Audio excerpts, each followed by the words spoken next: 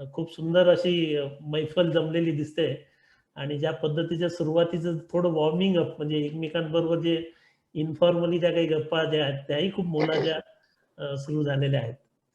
तर आजचं एक जे महत्वाचं सत्र आहे आणि ते सत्र जे आहे ते जो विषय जो आहे ते भान असो मनाचे आणि गप्पा आहेत आणि त्या गप्पा आहेत त्या आपले राजेंद्र बर्वे यांच्यासोबत आपण मांडणार आहोत. डॉक्टर राजेंद्र बर्वे यांची स्वतःची एक छानपैकी ओळख आहे, त्यांच्यावर आपण खूप मोकळेपणाने बोलू शकतो असा आपल्या सगळ्यांना विश्वास आहे आणि त्यामुळे खूपच छान होणार आहे. आणि खास करून आपण ज्या क्षेत्रामध्ये आहोत म्हणजे जी जी जाणीव आपल्याला झाली की सामाजिक संस्था म्हणून जे आपण जे काम करतोय तर त्याच्यामध्ये जी काम करणारी आपली सगळी जी मंडळी आहेत म्हणजे मला व्यक्तिशः खूप आनंद आणि अभिमान वाटतो अशा मंडळींबरोबर काम करतोय. तर अशा मंडळींची जी काही प्रश्न आहेत या संदर्भामध्ये आपल्याला गप्पा मारता यावेत असा एक विचार होता. आणि डॉक्टर बर्वेंची तज्ञता त्या विषयाची माहितीच आहे, परंतु एका अर्थाने अभिव्यक्तीसारख्या संस्थेबरोबर जोडला असल्यामुळे सामाजिक संस्थांची सुद्धा त्यांना जाण आहे, तर त्यामुळे तो एका अर्थाने खूप छानपैकी गप्पांचा कार्यक्रम होणार आहे. सो ह्या कार्यक्रमाचा विचार कसा आला आणि काय ह्या सत्रामध्ये थोडं अपेक्षित आहोत करतो आहोत या संदर्भामध्ये मला असं वाटतं की सुरुवातीला मांडणी व्हावी. आम्ही आमच्या बाजूने थोडा प्रयत्न करणार आहोत की आम्हाला खूप बोलायची इच्छा आहे, पण थोडं आम्ही कमी बोलणार आहोत कारण डॉक्टर बर्वेंना ऐकायचं आहे. सो डॉक्टर बर्वेंचीही ओळख व्हावी, तर त्यामुळे मी नितीनला विनंती करतोय की हा कार्यक्रमाचा विचार कसा आला, या कार्यक्रमामध्ये काय आहे आणि डॉक्टर बर्वेंविषयी आणि थोडी रूपरेषा स्पष्ट करावी. सो नितीन. धन्यवाद मोहन. खूप छान वाटतंय सगळ्यांना बघून. खूप सारे मंडळी इकडे आहेत, NGOचे, त्यांचे फॅमिलीचे मेंबर्स आहेत. तर आणि डॉक्टर बर्वे यांना बघून पण खूप छान वाटतंय. या कोरोनामुळे खूप भेटीगाठी होत नाहीये, तर म्हणून त्यांना इकडे त्यांचं इमेज बघून तरी खूप छान वाटतंय. तर सगळ्यांना वेलकम आणि हॅलो. खूप दिवसांपासून अशी इच्छा होती की डॉक्टर बर्व्यांचं एक माइंडफुलनेसवरचं सेशन NGO सेक्टरला व्हावं, पण ते निमित्त मिळत नव्हतं. पण कोरोनामुळे ते निमित्त आम्ही साधलं. आमची विकास सहयोग प्रतिष्ठानची एक बैठक होती, त्यात आम्ही असंच बोलत होतो, गप्पा चालल्या होत्या आणि मग असं जाणवलं की कोरोनामुळे खूप मेंटल हेल्थ इश्यूज म्हणजे आरोग्याचे, मनाच्या आरोग्याचे खूप सगळ्यांना प्रश्न आहेत. खूप स्ट्रेस वाढलाय. नंतर खूप आपण दुःखद बातम्या ऐकतोय आणि हे सगळं सामना करतोय. आणि ह्या सगळ्या अशा स्ट्रेसच्या गोष्टी आहेत, या मनातल्या गोष्टी आहेत, कोणाला सांगता पण येत नाही किंवा सांगण्याची कुठे संधी पण नाही. असं कुठे NGOs मध्ये स्पेस नाहीये की आपण मन मोकळं करूया, आपण जे अनुभवतोय. तर त्यासाठी मग आम्ही असा विचार केला की आपण स्पेशली याच्यावरती एक कार्यक्रम घेऊया आणि हे समजण्याचा प्रयत्न करूया की स्ट्रेस म्हणजे काय, मानसिक आरोग्य म्हणजे काय आणि ह्याच्यातून हे समजायचं कसं, ह्याच्यातून बाहेर कसं पडायचं.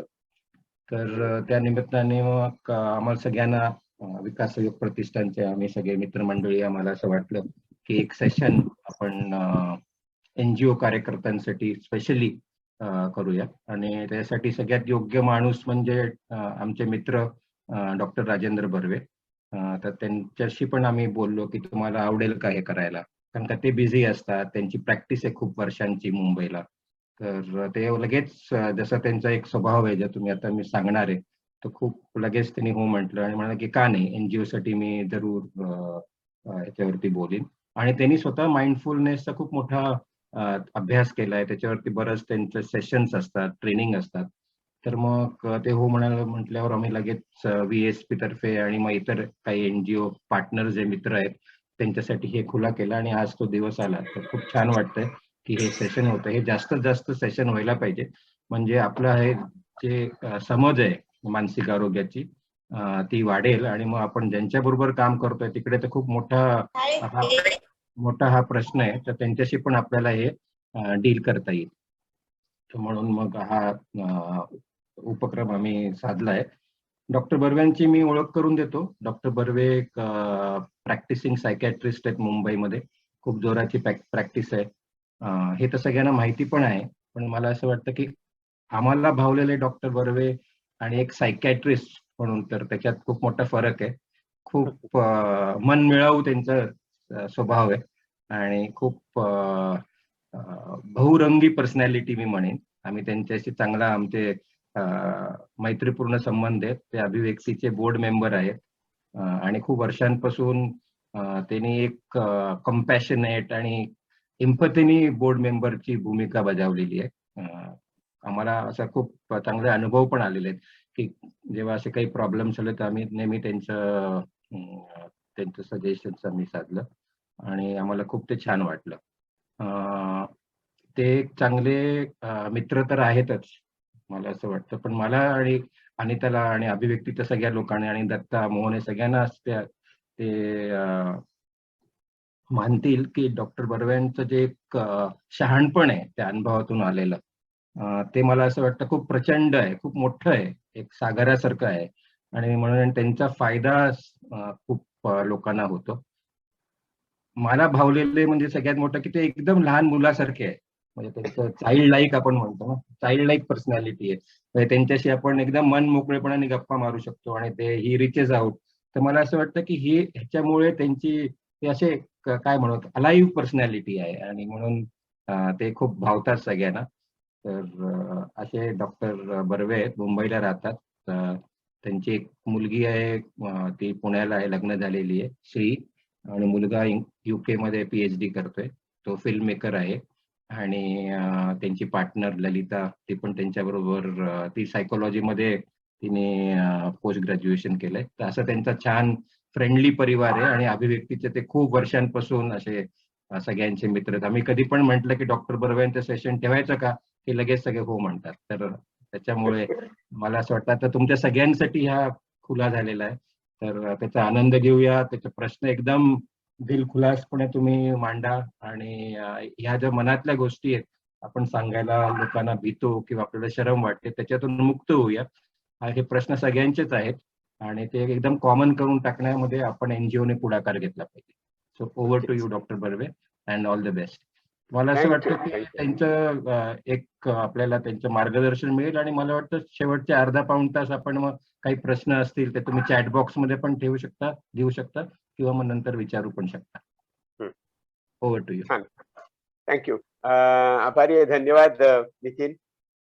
माझं दिसणं आणि माझं बोलणं एक बरोबर होत आहे, सगळं कोऑर्डिनेट होत आहे. Okay fine. हो बरोबर. तर कोणत्याही गोष्टीची आता सुरुवात करताना मी एक गोष्ट लक्षात ठेवतो ती आपल्या आजच्या विषयाशी पण निगडीत आहे, ती NGOच्या कामाशी पण निगडीत आहे आणि एक प्रकारचं जे आपलं कनेक्शन आहे कम्युनिटी बरोबरचं ते पण त्यातनं अधिक स्पष्ट होतं. ते म्हणजे माझा प्रत्येक कार्यक्रम म्हणजे आतापर्यंत जो 150 वेबिनार केलेले असतील मी, जवळजवळ सगळ्या अक्रॉस म्हणजे सगळ्या प्रकारच्या मंडळींच्या बरोबर माझी अशाच गप्पा आणि बोलणं झालेलं आहे आणि 90-80% लोक NGO सेक्टर मधले किंवा अकॅडमिक क्षेत्रातलेच आहेत. त्यामुळे मला खूप कम्फर्टेबल वाटतंय इकडे. मला असं वाटतं की पहिली गोष्ट आपण ज्या कोणी या कोविडच्या काळामध्ये जे अक्षरशः त्यांना कोरोना वॉरियर म्हणतात ते अगदी खरं आहे. कारण आपण इथे आज इथे बसून बोलतो आहोत याचं कारण खरंच कोणीतरी कोविडच्या सेंटरमध्ये, हॉस्पिटलमध्ये कोणीतरी जीवतोड मेहनत केलेली आहे. मग ते फक्त डॉक्टर आहेत असं नाही आहेत, नर्सेस आहेत, परिचारक आहेत, चतुर्थ श्रेणी सोकॉल्ड चतुर्श्रेणी कामगार आहेत, रस्त्यावरती काम करणारे लोक आहेत, पोलीस आहेत, अगदी कोपऱ्यावरची भाजीवाली असते ती सुद्धा तिला 4 पैसे पोटापुरते मिळावे म्हणून ती पण काहीतरी रिस्क घेऊन त्या फुटपाथवर बसत असते. तर अशी सगळी माणसं यावेळेला काम करतायत आणि त्यातल्या काहींना आपला अक्षरशः प्राण गमवावा लागलाय. तर त्यांची जरा आपण जरा याद करू कुर्बानी असं पण म्हणूया आणि त्यांच्याबद्दल आपल्या मनात खूप कृतज्ञता आहे ती आपण व्यक्त करूया. आता ही कृतज्ञता व्यक्त करणं हे आणि या आपल्या आजच्या बोलण्याची गप्पांची सुरुवात करणं याला आपण आणखी एक महत्व आहे. ते असं आहे की आपण कृतज्ञता हा शब्द थोडा थोडा विसरत चाललो आहोत.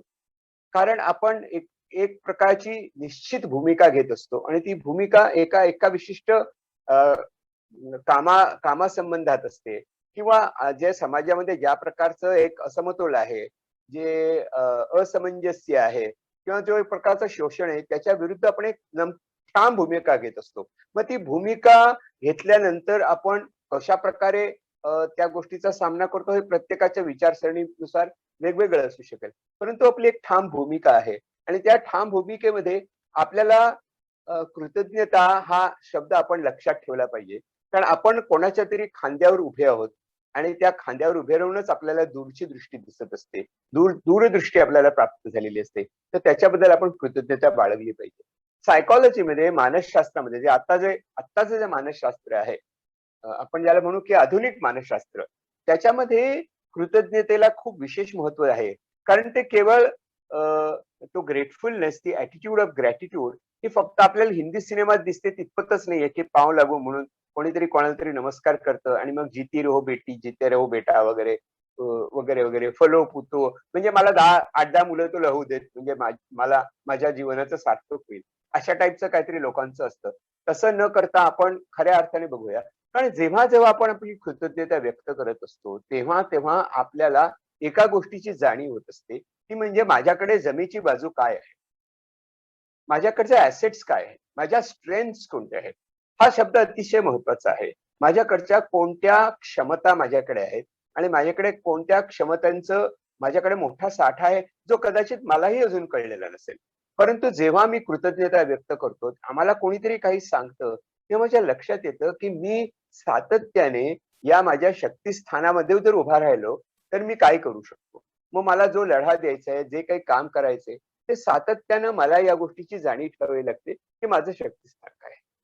आणि ही शक्तिस्थानाची जाणीव आपल्याला प्रत्येक वेळेला कृतज्ञतेच्या बरोबर होणं खूप गरजेचं आहे. त्यामुळे कृतज्ञता ही केवळ एक नोशनल आहे असं नाहीये, तर त्याचा आपल्याला फायदा आहे. कारण आपण जेव्हा कृतज्ञ असतो, तेव्हा आपण नेहमीच म्हणतो, की मला हे मिळालं याच्याबद्दल मी कृतज्ञ आहे आणि माझ्याकडे काय आहे याचा मी विचार करायला सुरुवात करतो. त्याच्यामुळे आपल्याला जे पुढे थोडं बोलायचंय त्याच्यामध्ये हा स्ट्रेंथ ही आपली शक्तिस्थानं खूप महत्वाची आहेत. कारण आज 2-3 गोष्टींवरती तुमच्याशी बोलावं असं मला वाटतंय. एक तर मागच्याही एका कार्यक्रमामध्ये मी बोललो होतो. मला वाटतं नाशिकच्याच एका कार्यक्रमामध्ये बोललो होतो.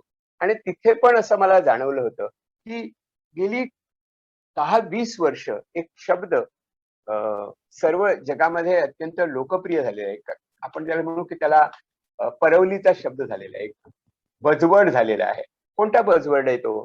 तर असं म्हणतात की सगळं जग आज व्हुका वर्ल्ड आहे. व्हुका म्हणजे काय? VUCA.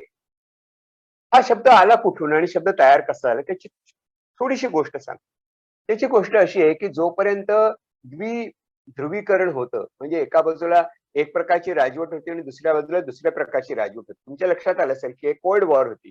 त्या कोल्ड वॉरमध्ये 2 विरुद्ध पार्टी कोण आहेत ते त्या विरोधी पार्टीला बरोबर माहिती होतं आणि त्यांच्याकडे काय चाललंय आणि आपल्याकडे काय चाललंय हे सगळ्यांना माहिती होतं. त्यामुळे एक प्रकारची त्या कोल्ड वॉरच्या काळामध्ये एक प्रकारची प्रेडिक्टॅबिलिटी होती. एक प्रकारचं आपण अटकळ बांधू शकत होतो आणि आपल्याला कळत होतं की हा काय घडू शकतं याचा अंदाज बांधता येत होता. जेव्हा हे जे शीतयुद्ध संपलं आणि त्या भिंती पडल्या आणि तेव्हा एक वेगळं जग निर्माण झालं. तेव्हा ते एकध्रुवीकरण आहे, आता ते द्विध्रुवीकरण परत होत आहे त्याचं वगैरे वगैरे गोष्टी सोडून द्या आपण. पण त्यावेळेला सगळ्या जगातल्या ज्या लष्करी संस्था होत्या त्यांना प्रश्न पडला की आता आपण करायचं काय? म्हणजे 2 गोष्टी त्यांच्या मनामध्ये होत्या. एक म्हणजे शीतयुद्धातनं सुटका झाल्यानंतर एक प्रकारचा निश्वास त्यांनी सोडला होता. परंतु त्याच वेळेला लक्षात आलं, की त्याच वेळेला आणखी एक तिसरीच शक्ती उदयास आलेली. नकारात्मक शक्ती ती म्हणजे टेररिझमची शक्ती निर्माण झाली. म्हणजे 79 पासून ज्या गोष्टीला सुरुवात झाली ती आजपर्यंत आपल्याला जाणवते आहे.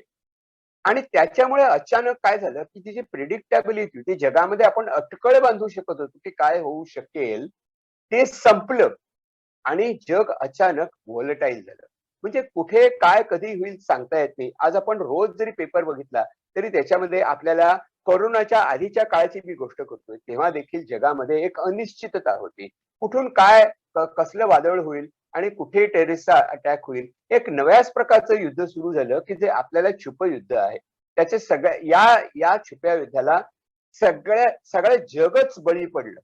जगातला असा एकही देश जवळजवळ नाही की जिथे अशा प्रकारे गोष्टी घडलेल्या आहेत. जिकडे निर्माण होतात टेररिस्ट असं म्हटलं जातं, तिथे सुद्धा त्यांचा दंगाबस्ती चालू आहे. म्हणजे सगळं जग हे एका अत्यंत अशा प्रिडिक्ट करता येणार नाही, अशा एका काही सांगता येत नाही, अटकळ बांधता येत नाही, अशा गोष्टीला बळी पडलेले आहे. आणि ते कोविडच्या बाबतीत, कोरोनाच्या बाबतीत पण ते 100% सत्य आहे का आपण खरोखरच जग व्होलेटाईल झालेलं आहे, ज्वालाग्रही झालेले, कोणत्या क्षणी कुठे कोण पेट घेईल हे सांगता येत नाही. तो पहिला व्ही आहे.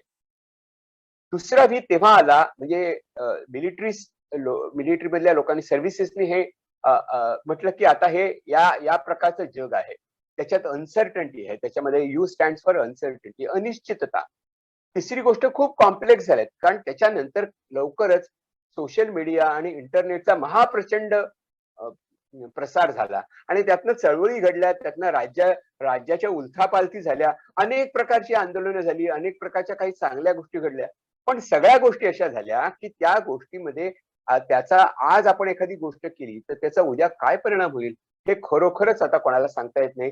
कारण जे आपण अटकळ बांधून सांगू शकत होतो, अंदाज करून सांगू शकत होतो की अशा प्रकारच्या या फॅक्टर्स आहेत, अशा प्रकारचे घटक आपल्या समोर आहेत आणि त्या घटकांचा असा प्रकारे परिणाम होऊ शकतो. एक आपल्याला लिनियर असा आपण ग्राफ काढू शकत होतो, ज्याला आपण म्हणू की किती प्रोडक्शन केलं, किती ते लोकांपर्यंत पोहोचलं, डिस्ट्रीब्युशन काय पाहिजे आणि कशी मागणी, या गोष्टीची काहीही शाश्वती राहिलेली नाही, कारण ते फारच गुंतागुंतीत झालेलं आहे.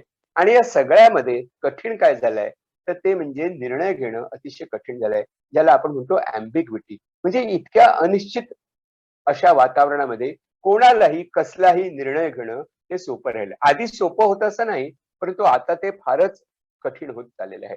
त्याला हा भुका हा शब्द आला आणि या भुकानी तो हळूहळू सगळीकडे पसरला, कॉर्पोरेट वर्ल्ड मध्ये पसरला, सगळ्या ठिकाणी हा पसरत गेला आणि त्याच्यामुळे एक जगामध्ये अस्वस्थतेचं एक नेमकं आपल्याला कळलं की हे काय आहे, काय आहे हे आपल्याला कळलं. त्याचं नाव हुका आणि ते अतिशय एक लोकप्रिय झालेली बझवर्ड असा तो झाला. अर्थात असं झाल्यानंतर याच्यानंतर काही वर्षांनी जेव्हा कोरोनाची कुणकुण लागली की असं काहीतरी होतंय, तेव्हा हा भुका शब्द हा अक्षरशः आपल्या देशात आला, आपल्या शहरात आला, आपल्या प्रदेशात आला, आपल्या देशात आला, आपल्या शहरात आला, आपल्या गावात आला, आपल्या बिल्डिंग मध्ये आला, आपल्या गल्लीत आला, आपल्या प्रत्येक कुटुंबामध्ये येऊन पोहोचला. आणि असं वाटायला लागलं की जे भूका होतं, जो भूकंप होईल असं वाटत होतं, ती परिस्थिती, त्या सदृश परिस्थिती प्रत्येक माणसाची निर्माण. त्यामुळे हे भूकानी एक वेगळं रूप धारण केलं आणि त्यांनी आपल्याला अतिशय पाचावर धारण बसलेली आहे की आता खरोखरच काय करायचं कळत नाही. अशा वेळेला एक ठामपणे आपल्याला त्याच्यावरती मात करण्याकरता कमीत कमी विचारधारा तरी असली पाहिजे. ती विचारधारा आपण कशी प्रत्यक्षात आणणार आहोत, काय ते सूत्र कसं आपण प्रत्यक्षात आजमावणार आहोत, ते काय करणार आहोत त्या गोष्टीचं, ते हळूहळू उलगडत जाणार आहे. त्याची सगळे प्रश्न काय आपण कुठेतरी गुगलला विचारले आणि कोरामध्ये टाकलं की how to make the world, how to get rid of VUCA, तर आपल्याला काही उत्तर मिळणार नाही त्याची, आणि जरी मिळाली तरी ती प्रत्यक्षात आणणं कठीण आहे. पण एक आपल्याला कमीत कमी त्याची एक संकल्पनात्मक चौकट आपल्याला मिळाली पाहिजे, म्हणून त्याच्या दृष्टीने प्रयत्न झाला. तो मला सांगायचा आहे आणि तो आपल्याला या आपल्या ज्या जी आपण चर्चा करतो त्याच्यामध्ये दिलासा देणारी अशी ती एक गोष्ट आहे. ती जर आपल्याला लक्षात घेतली आपण, तर आपण हळूहळू या उकावतनं बाहेर पडण्याचा मार्ग कोणता आहे तरी ते आपल्याला दिसायला लागेल. त्यातला पहिला येतो व्होलटॅलिटीचा, म्हणजे अनिश्चिततेच्या कशी, तर ती ज्वालाग्रही अनिश्चितता आहे. म्हणजे त्याच्यामध्ये जी एक अनिश्चितता आहे, काय त्याच्यात भयंकर काय ते आगडोम उसळणार आहे, या सगळ्यामध्ये टिकून काय राहणार आहे असा प्रश्न आहे. आपल्याला टिकवून काय ठेवता येईल, आणि हे मानसिक दृष्ट्या अतिशय महत्वाचं आहे. कारण जवळजवळ प्रत्येक वेबिनार मध्ये मी या विषयावर बोलत आलेलो आहे. कारण आपल्याला कमीत कमी याला दिलासा मिळू शकेल, आपल्याला यातनं सुटकेचा काहीतरी मार्ग सापडू शकेल, याचा एक निश्चितपणे आपल्याला अंदाज घेता येईल. तर त्या व्होलटॅलिटीला हँडल करण्याकरता, त्याला आपण मात करणं म्हणूया किंवा त्याला समजून घेण्याकरता आपल्याकडे काय आहे, तर आपल्याकडे काय आहे की जे टिकणारं आहे, त्याचा स्फोट होणार नाही, जे अनिश्चित नाही, अशी कोणती निश्चित गोष्ट आहे आपल्याकडे? आणि ती मला वाटतं मी ज्या सेक्टरशी बोलतो आहे त्यांच्याकडे या गोष्टीची जाणीव तर स्पष्ट असते. ते म्हणजे व्ही स्टँड्स फॉर व्हिजन. आपण कोणत्या प्रकारची समाज रचना, कोणत्या प्रकारचं जीवन असावं, सर्वसामान्य माणसापर्यंत काय पोहोचावं आणि त्याचं जीवन कसं अधिक स्टेबल व्हावं, संतुलित व्हावं, त्याला विकासाला संधी मिळावी, शिक्षणाला संधी मिळावी, या गोष्टीचं प्रत्येक माणसाकडे, प्रत्येक व्यक्तीकडे, प्रत्येक संस्थेकडे एक व्हिजन आहे. आणि हे व्हिजन आपल्याला हरवून चालणार नाही. कारण या अशा अत्यंत कठीण प्रसंगामध्ये आपण आपलं जर व्हिजन हरवून बसलो तर आपण त्या ज्वालामुखीत सापडतो. आपण त्या अनिश्चिततेमध्ये सापडतो. म्हणून ही आपली ग्राउंड आहे, हे आपलं जमीन आहे. हे जे प्रचंड वादळ होऊ घातलेलं आहे की होतं आहे, आज कोरोनाच्या नावाने होते, उद्या आणखीन कशाच्या नावाने होईल खरंच सांगता येत नाही. आणि ते कधीच खरंच संपेल का आणि त्यातनं काय नवीन निर्माण होणार आहे हेही आपल्याला कळत नाही. तेव्हा आपण ग्राउंड वरती येणं, तर जमिनीवर येणं, आणि जमीन म्हणजे काय, तर आपली व्हिजन. काय प्रकारचा समाज आपण निर्माण करतो याची आपण आता आठवण ठेवूया ना, लक्षात ठेवूया हे काय. दुसरं आहे अनसर्टन, अनिश्चितता. ही अनिश्चितता कशी निर्माण झाली आणि प्रत्येक व्यक्तीला जर अनिश्चित वाटत असेल, आणि महत्वाची गोष्ट त्या अनिश्चिततेमुळे त्याचं वागणं, त्याचं वर्तन आपल्याला जर जाणवत असेल की हा माणूस असा का वागतोय. आज जेव्हा काल माझ्याकडे फोन आला आणि ती बाई रडत रडत सांगत होती की काय सांगू आता तुम्हाला, बऱ्यापैकी समृद्ध म्हणजे खाऊन पिऊन सुखी असलेली होती, पण ती म्हणाली आम्ही आता घरात बसलेलो आणि घरात भांडण्याशिवाय काही होत नाही. कारण आम्हाला इतके दिवस आम्ही म्हणत होतो की आपण एकमेकांना समजून घेत नाही, आणि समजून घेण्याची वेळ आली तर फक्त भांडणं होत आहेत. याचं कारण आपण एकमेकांना समजून घेण्याची प्रक्रिया काय आहे याचा आपण अंदाजच घेतला नाही आतापर्यंत. आणि म्हणून आपल्याला जर ही अनिश्चितता असेल, माणसं अशी का वागतात, तर ती अशी का वागतात ह्याचं उत्तर आपल्याकडे काहीतरी असलं पाहिजे. आपण काय समजून घ्यायचं आहे, तर आपण ही जी परिस्थिती आहे, परिस्थितीचा माणसाच्या मनावर काय परिणाम होतो, समाजावर काय परिणाम होतोय, आणि त्याच्यामध्ये एक प्रकारे तो समाज कसा त्याला बळी पडतोय, व्हिक्टिम होतो आहे, आणि त्यातनं तो स्वतःची सोडवणूक करण्याकरता काय प्रयत्न करतो आहे आणि कसा हतबल होतोय, ही हतबलता आली कुठून आणि का. कारण आपल्याला जर ती दूर करायची असेल ते आली कुठून कळलं पाहिजे. म्हणून तो U stands not for uncertainty, पण U stands for understanding the world. जगाची पुनर्रचना होतीये का, सगळ्या गोष्टीची पुनर्रचना होतीये का, समजून घेऊया, प्रयत्न करूया आपल्याला. पण ते समजून घेणं खूप गरजेचं आहे. तिसरं म्हणजे कॉम्प्लेक्स आहे. आणि कॉम्प्लेक्स कशामुळे आहे, तर आज प्रत्येक जण मला अनेक टेलिव्हिजन इंटरव्ह्यूज मध्ये दिलेत, मी ते सोशल मीडियाचं काय होतं म्हटलं. सोशल मीडिया आपण म्हणतो की याच्यामध्ये अशा बातम्या येतात, फेक न्यूज आहे, अमुक आहे नमुक. अरे कुठून येतात या बातम्या, त्या आपल्याच मनाचं प्रतिबिंब आहे ना. आपल्याच मनामध्ये असलेले जे राक्षस आहेत तेच या वेगवेगळ्या प्रकारे बाहेर पडतायत ना. ते आपल्या समाजाचं प्रतिबिंब आहे, ते आपण नाही विसरून चालणार. आणि त्यांनी किती कॉम्प्लिकेटेड केलेल्या आहेत गोष्टी, की आज असं झालेलं आहे की खरं काय खोटं काय आपल्याला कळत नाही. एक छोटीशी गोष्ट आहे, म्हणजे एक रूपक कथा म्हणूया आपण, की एकेकाळी सत्य आणि असत्य, खरं आणि खोटं, अशा दोन व्यक्ती होत्या. म्हणजे व्हर्च्यू आणि वाईस म्हणूया, किंवा सत्य आणि असत्य होत्या. अशा दोन व्यक्ती एकदा आंघोळ करायला म्हणून एका सरोवरावर गेल्या. त्यांनी सगळे कपडे काढले आणि ते सरोवरात त्यांनी यथेच्छ आंघोळ केली आणि बाहेर आले.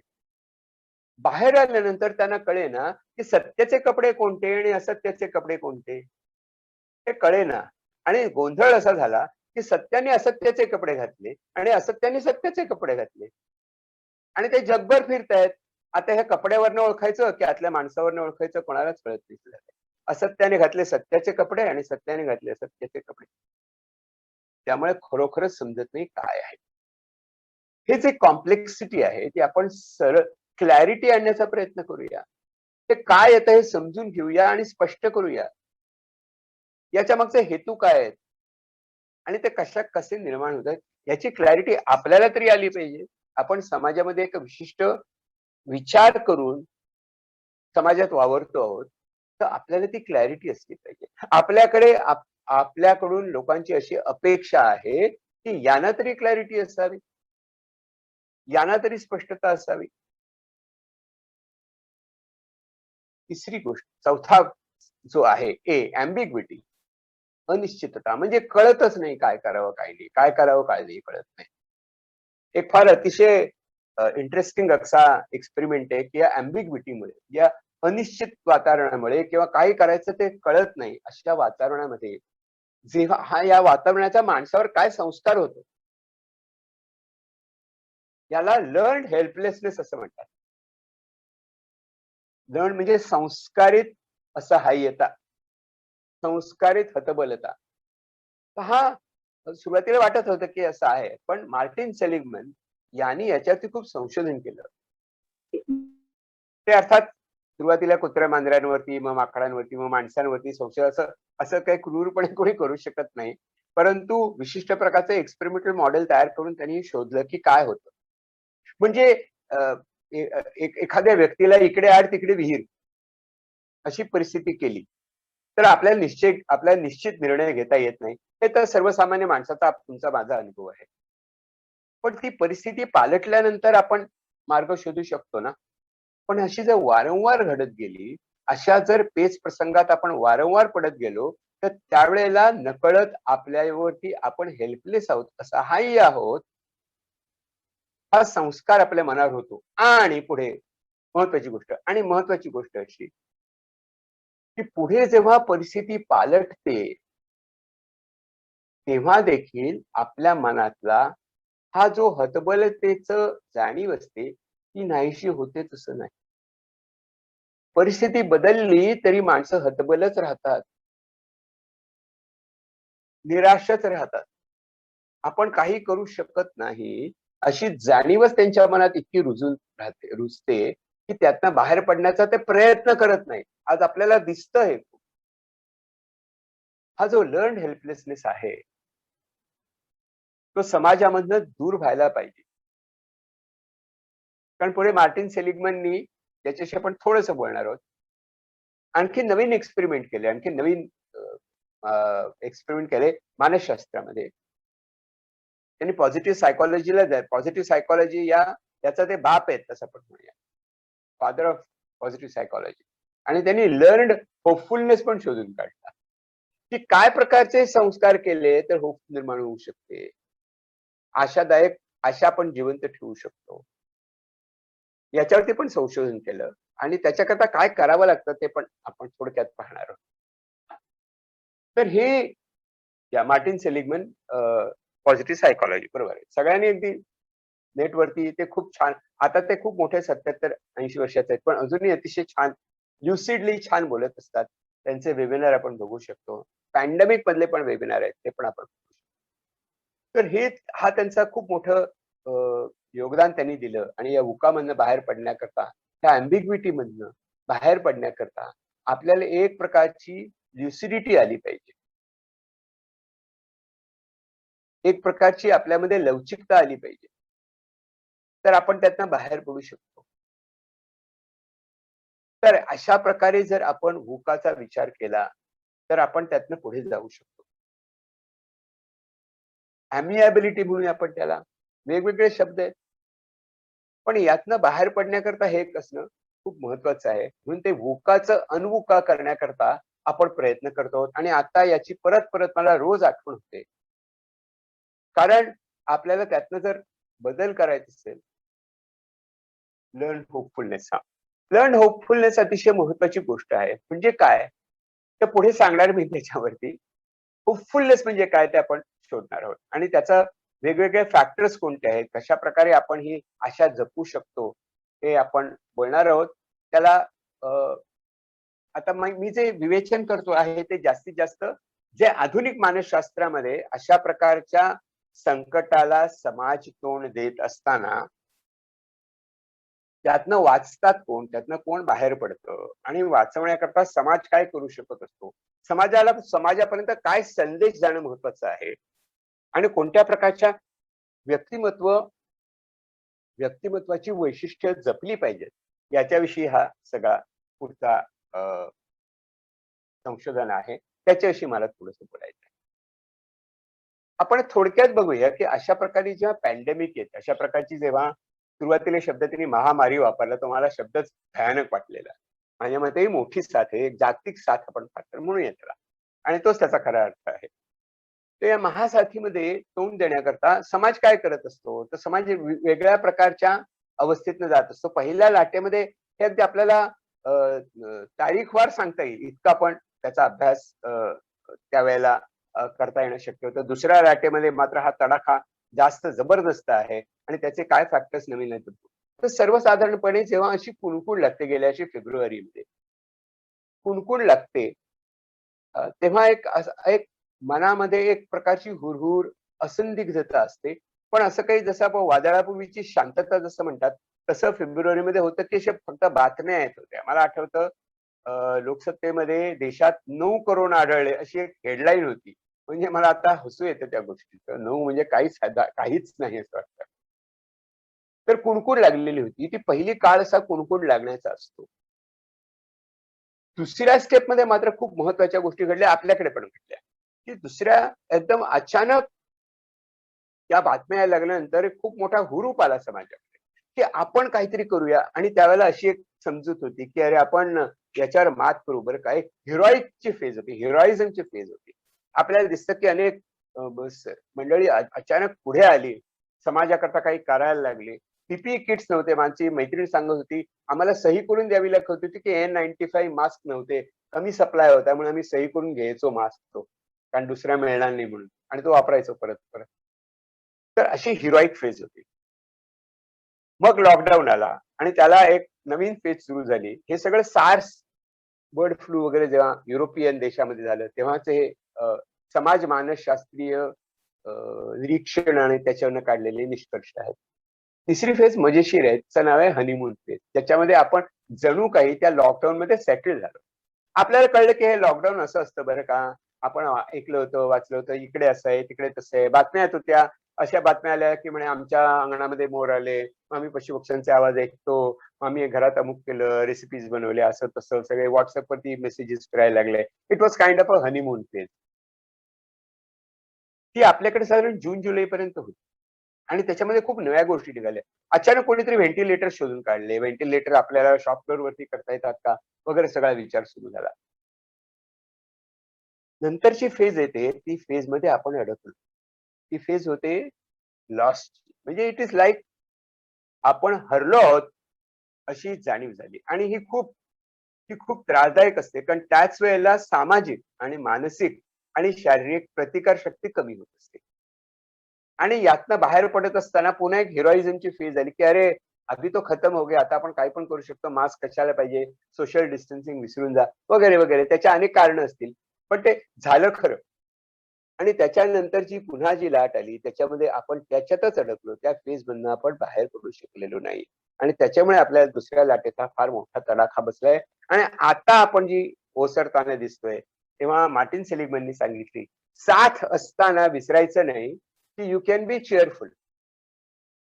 आपण जे आपल्या रिसोर्सेस आहेत, कृतज्ञतेचं सुरुवातीला मी म्हटलं ना, स्ट्रेंथ लक्षात ठेवा.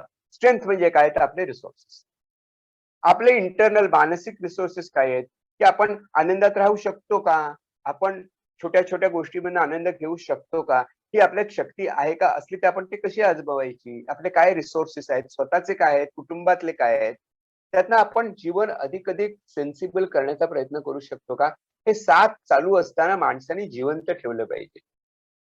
आणि साथ ओसरायला लागल्यानंतर ऑप्टिमिझम लक्षात ठेवला पाहिजे. आपण शिकलं पाहिजे, आपण होपफुलनेस शिकला पाहिजे, तर आपण नवीन काहीतरी बांधू शकतो, तर आपण काहीतरी नवीन समाज कन्स्ट्रक्ट करू शकतो, नवीन आपण काहीतरी जगात निर्माण करू शकतो. जर आपल्याकडे ती आशाच नसेल, आपल्याकडे जर ती आशा नसेल, तर आपण क्रिएटिव्ह होणार नाही. आणि आत्ता कशाची गरज असेल, तर यातनं बाहेर पडत असताना त्या होपफुलनेसची गरज आहे. त्या आशादायक आपल्या मनात ती जिवंत ठेवण्याचं गरज आहे.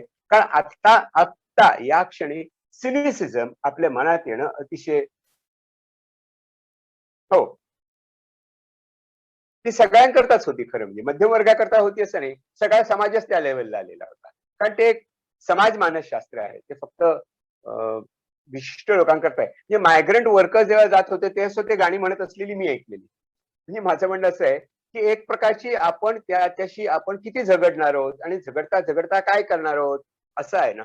त्यामुळे ती हनीमून फेज आपल्याला आदिवासींच्या गाण्यात पण सापडते. की असं आहे, याच्यात काय करायचं?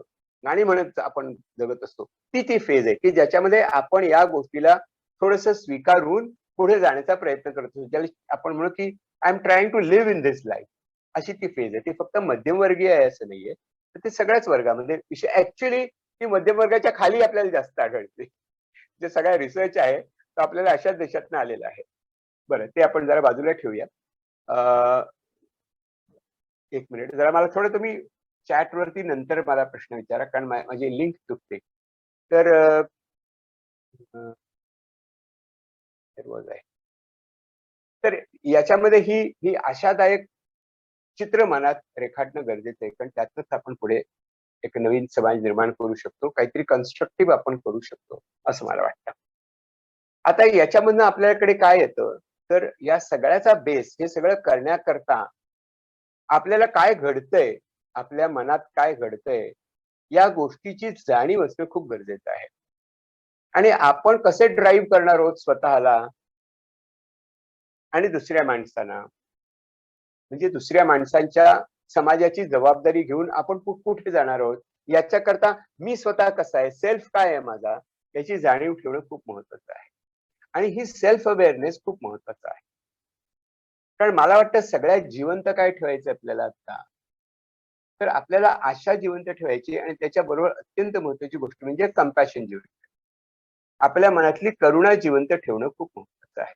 कारण या करुणेनेच आपण स्वतःशी आणि लोकांशी संवाद करायला सुरुवात करणार आहोत किंवा जो संवाद करतो आहोत तो त्या करुणेनेच करणार आहोत. करुणा म्हणजे फक्त कोणाच्या पाठीवर थोपटणं नव्हे की आपण प्रत्यक्ष करणं नव्हे, तर compassion basically comes from understanding. आणि त्याच्यामध्ये पॅशन आहे ना, ज्या ज्या एनर्जीने, ज्या ऊर्जेने आपण जगतो आहोत, ती ऊर्जा दुसऱ्यापर्यंत आपण कशी पोहोचवतो किंवा त्याच्या मनातली ऊर्जा जागृत कशी करायची, या दृष्टीने आपण काम करत असतो.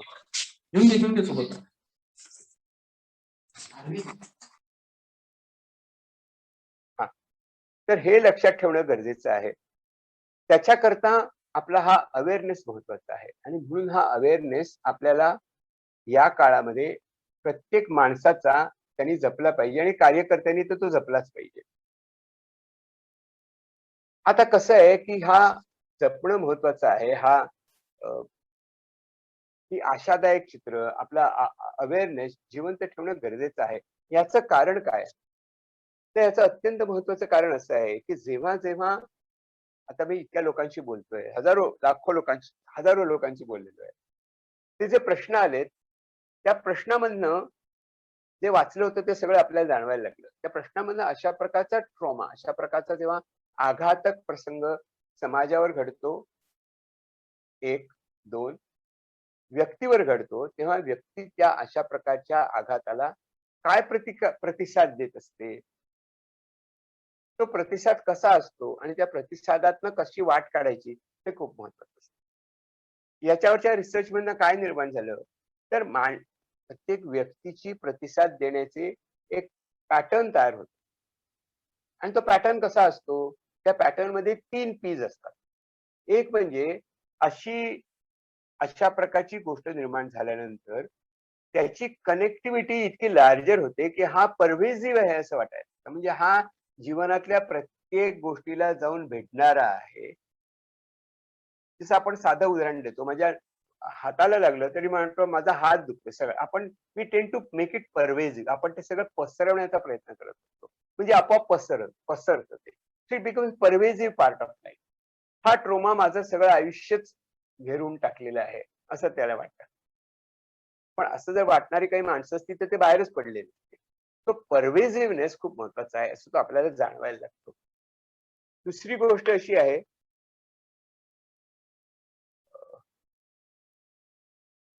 एक मिनिट जरा.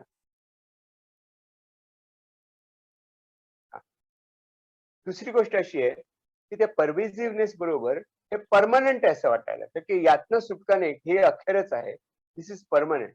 आणि तिसरा गोष्ट की पर्सनलाइज ते आमच्याच समजावर, माझ्याच वरती, माझ्यासारख्याच लोकांवरती किंवा माझ्यावरतीच अशी आलेली आहे.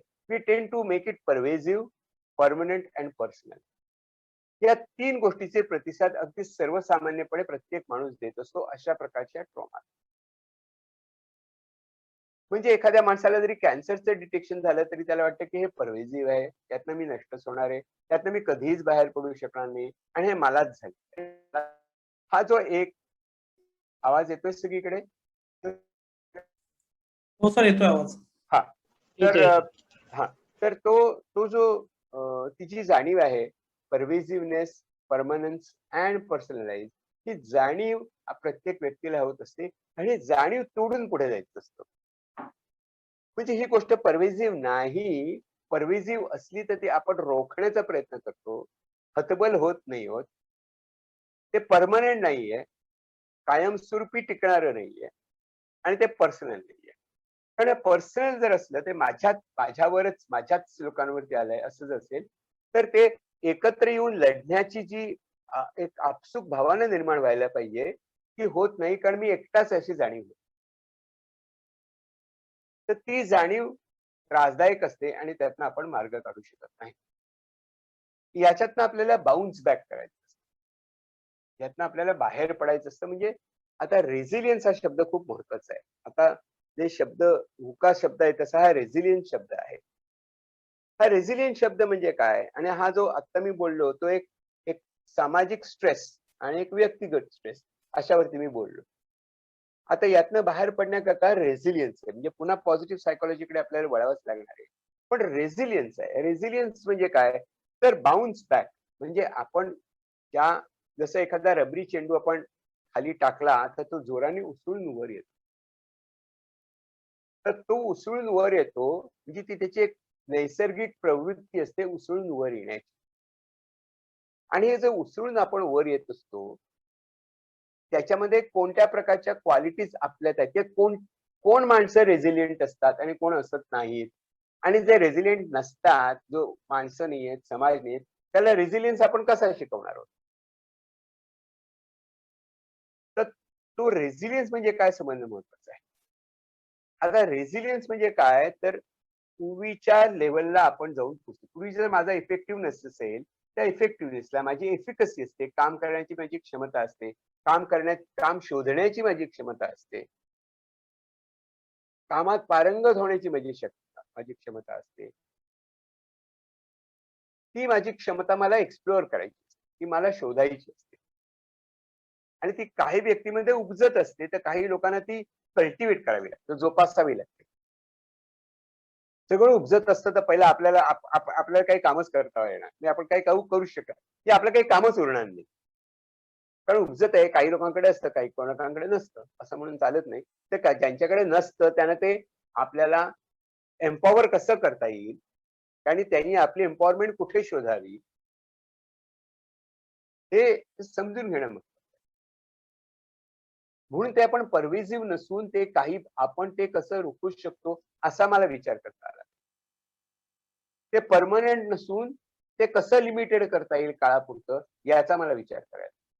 आणि ते पर्सनल नसून सगळ्यांकरताच आहे याचा पण मला विचार करायला पाहिजे. तर याला आपण रेझिलियन्स. एक नवीन शब्द सगळ्यांनी पीटीएसडी हा शब्द कदाचित ऐकला असेल, post traumatic stress disorder. I see lots of patient. आणि पर्टिक्युलरली अशी गोष्ट घडून गेल्यानंतर तर सगळीकडे दिसतं. म्हणजे सुनामी नंतर पण आपण ही मंडळी पाहिलेली आहेत, भूकंपानंतर पाहिलेली आहेत. मुंबईच्या बॉम्बस्फोट झाले, दंगली झाल्या, त्याच्यानंतर आपण पाहिले. कुठेही जिथे अशा प्रकारच्या मोठ्या गोष्टींचा आगडोंब उसळतो आणि जो अचानक घडलेला तो मानवनिर्मित असतो का नैसर्गिक उत्पात असतो का 26 जुलै सारखा नेमकं कळत नाही कशामुळे काय झालं ते असं असो. पण अशा गोष्टींना बाहेर पडणाऱ्या माणसांना पोस्ट ट्रॉमॅटिक डिसऑर्डर म्हणजे त्या गोष्टीची कंडिशनिंग इतकं मनावर ठसलेलं असतं की त्यातनं आपण बाहेर पडायला आपल्याला कठीण होत असतं. म्हणजे कारण त्याच्या आठवणी सतत सतत येत राहत असतात आणि आपण त्याच्यात तरबूज जातो. अशी माणसं आपण पुष्कळ बघितलेली आहेत, की त्या दिवशी एक घटना घडली तेव्हापासून जे त्याला जो मानसिक आघात झाला, तो तो तसाच. म्हणजे अगदी सिनेमात दाखवतात तसं नाही. पण प्रत्यक्षामध्ये जगत असताना माणसाला असा पोस्ट ट्रॉमॅटिक स्ट्रेस डिसऑर्डर होतोच आणि याचा सगळ्यात जास्तीत जास्त अभ्यास हा PTSDचा हा 2 गोष्टींमध्ये झालेला आहे, की अशा प्रकारचे बॉम्बस्फोटामध्ये जी माणसं बॉम्बस्फोटातनं जी माणसं बाहेर पडलेली आहेत, मोठ्या-मोठ्या संकटातनं माणसं बाहेर पडलेली आहेत आणि तिसरं म्हणजे वॉर व्हेटरन्स म्हणजे दुसऱ्या महायुद्धानंतर परत आले किंवा दुसऱ्या प्रकारच्या युद्धानंतर परत आले. अफगाण वॉर असो, व्हिएतनाम असो, एकदम कोरियामधली असो, कुठच्याही वॉरमधनं परत आलेले लोक असोत. आपल्या देशामधले आपण पाहत असतो, काश्मीरमधले असतील, आणखीन कुठचे असतील. त्यांच्यामध्ये आपल्याला हा पोस्ट ट्रॉमॅटिक स्ट्रेस डिसऑर्डर आढळून येते. पण त्याच वेळेला आणखी एक महत्त्वाचं संशोधन झालं. ते असं, की काही माणसं मात्र त्यातनं वाचली आणि त्यांनी पोस्ट ट्रॉमॅटिक ग्रोथ साध्य केली. म्हणजे जी PTSD जसं आपल्याला माहिती आहे, तसं PTG पण आपल्याला माहिती आहे. म्हणजे पोस्ट ट्रॉमॅटिक ग्रोथ आपण कशी अधिक जसं आपल्या जपानची गोष्ट माहिती आहे, त्याप्रमाणे ते PTGची गोष्ट आहे. ती ग्रोथ कशी आपण करू शकतो? त्याच्याकरता काय करावं लागतं? हे याचा पण मानसशास्त्रांनी, समाज मानसशास्त्रांनी खूप विचार केलेला आहे. आणि हा जो स्वतःमध्ये बदल करायचा आहे, तो एक एक व्यक्तिगत पातळीवर मी म्हणतो, की हा बदल किंवा विकास ही गोष्ट नेहमीच 2 पातळ्यांवरती घडत असते. म्हणजे नदीचे ते 2 काठ आहेत. एका काठाला व्यक्ती असते आणि दुसऱ्या काठावर समाज असतो. आणि व्यक्ती आणि समाज दोघांचं जे आपण बदल प्रगती करण्याचा प्रयत्न करत असतो, तेव्हा काहीतरी आपली गाडी पुढे जाऊ शकत असते. त्यामुळे समाज नावाची एक गोष्ट आहे. फेसलेस आपण गोष्ट म्हणूया आणि फेस असलेली गोष्ट आपण म्हणूया. पण दोघांना सारखेच नियम लागू पडत असतात. कारण समाज पण माणसानेच बनवलेला असतो आणि तो माणूस एकटा पण असतो. त्यामुळे हे 2 गोष्टी करत असताना कोणत्या प्रकारची होकारात्मकता, कोणत्या प्रकारची सकारात्मकता आपण आपल्या मनामध्ये जिवंत ठेवली पाहिजे आणि कोणत्या दृष्टीने आपण वाटचाल केली पाहिजे. याच्याकरता कोणती टूल्स आहेत, म्हणजे कोणत्या प्रकारची आपली मनाची भूमिका असायला पाहिजे. आपल्याकडे कोणत्या प्रकारची कौशल्य आपण विकसित केली आहेत, करायला पाहिजेत. तर त्याचा अभ्यास चाललेला आहे आणि तो बुद्धांच्या काळापासून सुरू झालाय. कारण ते पण स्वतः पोस्ट ट्रॉमॅटिक स्ट्रेस डिसऑर्डर मधनच बाहेर पडलेले होते ना. कारण त्यांनाही ती जी 3 दृश्य दिसली आणि त्याच्यानंतर त्यांच्यात जो बदल झाला आणि त्यातनं ते बाहेर पडण्याचा प्रयत्न करत असताना पहिली गोष्ट त्यांनी कोणती म्हटली असेल तर दुःख आहे. जी 4 आर्य सत्य सापडली त्याच्यामध्ये पहिली हीच गोष्ट होती, की दुःखाचा आपण अव्हेर करून चालणार नाही. दुःखापासून आपण पळून जाऊ शकत नाही. तर दुःख हे असतंच. त्याची कारणं वेगवेगळी असतील. पण दुःख हा मानव आपण माणूस जन्माला आला, की तो दुःखाचा त्याला चटका बसणारच असतो. तो वेगवेगळ्या प्रकारचा असू शकतो. शारीरिक असेल, मानसिक असेल, सामाजिक असेल. पण दुःख हे जीवनातला एक अविभाज्य घटक झालेला आहे. त्याची त्यांना स्पष्ट जाणीव झाली आणि त्यांना शोध घ्यायचा होता, की हे दुःख कसं निर्माण झालं? का निर्माण झालं? त्याच्याकरता काय करता येईल? आणि काय करता येईल याचा मार्ग शोधला, म्हणून तो अष्टांग मार्ग झाला. पण या सगळ्या अष्टांग मार्गाचं मुख्य मुख्य त्याचं काय म्हणायचं त्याचा कशावरती उभा आहे? हा अष्टांग मार्ग कशावर उभा आहे? तर तो अष्टांग मार्ग उभा आहे, हा माइंडफुलनेसवर उभा आहे. सम्मासतीवरती उभा आहे. म्हणून या सगळ्यामध्ये जरी तुम्हाला अनवुका करायचं असेल, जरी तुम्हाला व्हिजन आयडेंटिफाय करायची असेल, तरी सुद्धा तुम्हाला अवेअरनेसच पाहिजे. तुम्हाला माइंडफुलनेसच लागणार आहे. कारण तरच तुम्हाला कळू शकतं. तरच शांत झाल्यानंतरच आपल्या मनामध्ये काय-काय आहे ते आपल्याला दिसू शकतं. आपल्या मनातलं जे अंतर्ज्ञान आपण निर्माण करू शकतो. जे असतं आपल्यामध्ये इंट्युइटिव्ह विस्डम आपण म्हणतो त्याला, प्रज्ञा म्हणू. ती मनात कशी आहे? ती कुठे आहे? ती कशी सापडेल? ती कशी शोधायची? त्याची जाणीव कशी ठेवायची? That is mindfulness. So mindfulness becomes एक फिलॉसॉफिकल आयडिया, एक मानसशास्त्रीय संकल्पना आणि माइंडफुलनेस हे कौशल्य आहे. अतिशय महत्वाची गोष्ट आणि बुद्धांनी पण वारंवार हाच शब्द वापरला, की हे कुशल कर्म आहे आणि अकुशल कर्म जे असतं, जे चुकीच्या संस्कारांनी घडलेल्या गोष्टी असतात. ज्याच्यामुळे दुःख निर्माण होत असतं, ते अकुशल कर्म यापासून स्वतःची सुटका करून घेऊन कुशल कर्माकडे जायचं असतं आणि त्याच्याकरता जाणीव ठेवणं महत्वाचं असतं. ती जाणीव आपल्यामध्ये निर्माण होऊ शकते. आणि जाणीव असलेला प्राणी म्हणजे मनुष्य प्राणी. आता त्याच्यामध्ये 2 पातळ्या त्यांनी सांगितलेल्या आहेत. आणि पुन्हा पॉझिटिव्ह सायकॉलॉजीच्या रंगाने जातोय. 2 गोष्टी त्यांनी सांगितल्या. एक फक्त आपल्याला जाणीव असते आणि जाणीव असण्याची पण जाणीव असते.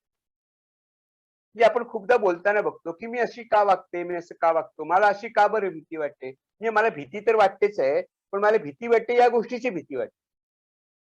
मला चिंता वाटते या गोष्टीची चिंता वाटते. मला डिप्रेस वाटतं या गोष्टीने डिप्रेस वाटतं. मला राग येतो या गोष्टीने मला माझा राग येतो. म्हणजे मला काय वाटतंय हे कळू शकतं, याला आपण मेटा अवेअरनेस म्हणतो. परंतु मनातल्या भावनांचा वारू इतका भरधाव असतो, मनातल्या अस्वस्थतेचा, दुःखाचा,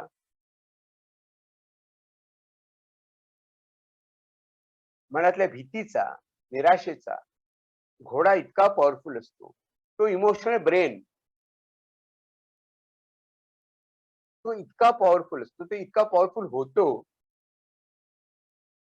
की तो आपल्या विचारांवरती कुरघोडी करतो. विचारांवरती बसतो तो आणि विचारांना हायजॅक करत असतो. म्हणजे फक्त दुःखाचा दुःख आहे या गोष्टीचा विचार करून त्याचा आपण चक्रवाढ व्याजातच अडकलेलो असतो. कंपाऊंड इंटरेस्टच घेत असतो. कारण परत तिसरी भावना येते, की मला वाईट वाटतंय, याचं मला वाईट वाटतंय, पण मी काहीच करू शकत नाही. याचं पण वाईट वाटतंय. म्हणजे एकतर वाईट वाटतच असतं, वाईट वाटण्याचं पण वाईट वाटत असतं आणि मला वाईट वाटतंय, हे मला कळतंय, त्याचंही वाईट वाटतंय, पण त्यातून मी सुटू शकत नाही, याचंही वाईट वाटतंय. असे ते थर रचले जातात. ते थर रचलेले बुद्धांनी बघितले आणि त्याच्यावरती त्यांनी मार्ग काढण्याचा प्रयत्न केला. कारण हे सगळे जजमेंट आपण आपल्या केलेल्या विचारातनं, संस्कारातनं निर्माण होतं, संस्कारातनं निर्माण होतं आणि ते आपल्या मनावर घट्ट बसलेलं असतं. त्याचा भेद केला तर आपल्याला सत्य सापडू शकतं. आणि सत्य म्हणजे काय? तर सत्य म्हणजे होकारात्मकता, सत्य म्हणजे रेझिलियन्स, सत्य म्हणजे कशा प्रकारे जीवन जगायचं आहे, त्याचा मार्ग, काय बोलायचं आहे, कसा विचार करायचा आहे, कसं जीवन मूल्य आहेत, कशा प्रकारची रिलेशनशिप आपण जोडायची आहेत, त्याची आपण जाणीव ठेवतोय का? या जाणीवेनं भारून आपण पुढे पुढे जाऊ शकतो. म्हणून माइंडफुलनेस हे सगळ्याचं आपण म्हणू की पाया आहे आणि शिखर पण आहे. कारण पाया आहे कारण त्याकडनं सुरुवात होते. पण मला जर कळलं नाही की मला काय करायचं तर मी करूच शकत नाही. किंवा मला कळतंय पण वळत नाही असं मी म्हणत राहतो. म्हणजे मला केवळ कळून भागत नाही तर ते मला शिकावं लागतं, अंगभूत व्हावं लागतं. ज्याला आपण बॉडी लर्निंग म्हणतो. ही सगळी कौशल्य आणि कौशल्य फक्त मलाच आजमावायची आहे तसं नाही. तर तो मला सगळ्या लोकांच्या पर्यंत पोहोचवायची.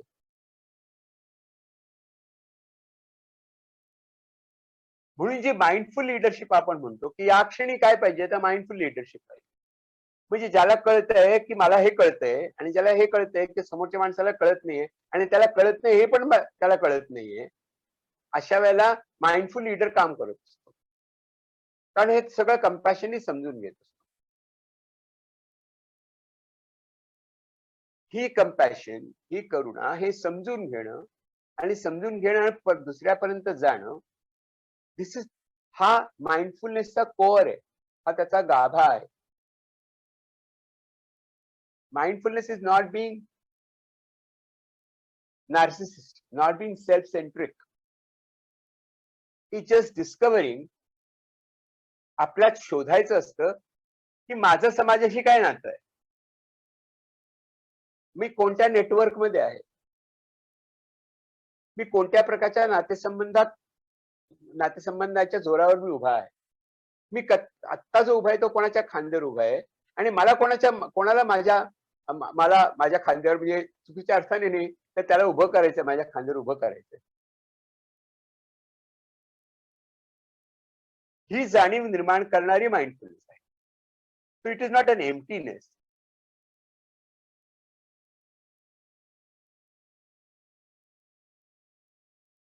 तो ती जी करुणा आहे, ती करुणा जागृत जे जे मुकामधनं बाहेर पडण्याकरता जे मी सांगितले, व्हिजन सांगितलं, अंडरस्टँडिंग म्हटलं, क्लॅरिटी म्हटलं, ही जी कशावर ही कशी निर्माण होऊ शकते, तर जर केवळ आपल्या मनामध्ये ती करुणा जागृत असेल तर. ते नेटवर्कचं आहे. ते माझ्या भोवती जे काही आहे, तो त्या ज्याच्यामध्ये मी वावरतो आहे आणि म्हणजे जोडला गेलेलो आहे. त्या जोडले गेल्यामधनं मला काय जाणवत आहे, त्याला त्या इंटर बीइंग माइंडफुलनेस म्हणून म्हणतात, की मी केवळ माइंडफुल आहे असं नाही, तर मी तुमच्याबरोबर असताना मी माइंडफुल आहे का? आणि आपल्या दोघांमधलं जे नातं आहे, त्याची जाणीव आपल्याला किती आहे? आणि त्या जाणीवेतनं काय निर्माण होतंय? तर तो माइंडफुलनेसचा विचार खूप महत्वाचा ठरतो. तरच आपण स्वतःकडे एका वेगळ्या दृष्टिकोनातनं बघू शकतो. माझ्यात उत्पन्न होणाऱ्या भावना कशा आहेत आणि त्यातनं मी कसं स्वतःला बाहेर काढू शकतो, हे मला कळतं. कारण हिलिंग जे मला आता समाजाची जी गरज आहे, यातनं सावरण्याची जी गरज आहे, प्रत्येकालाच गरज आहे. त्याच्यात गरीब श्रीमंत असा काही भेदच राहिलेला नाही. प्रत्येकालाच गरज आहे. आणि ती गरज भागवण्याकरता लीडरशिप हवी आहे आपल्याला. आपल्याला पुढाकार घ्यायला पाहिजे आणि पोचायला पाहिजे. त्याच्याकरता आपण स्वतःला आपण स्वतःला आपण मदत करता आली पाहिजे, तरच आपण दुसऱ्यापर्यंत मदत करू. तर विमानात सांगतात त्याप्रमाणे, की आधी तुमचा मास्क घाला, मग दुसऱ्याला मदत करा. तर दिस इज माइंडफुल लीडरशिप. आज जी काही गरज आहे ना, ती त्या माइंडफुल लीडरशिपची आहे. ही पॉझिटिव्हिटी म्हणजे काय, ते मार्टिन सेलिग्मनच्या विचारात आहे. त्याच्याकरता त्यांनी पाच घटक काढले. 5 आणि त्याला त्यांनी परमा असं नाव दिलं. PERMA.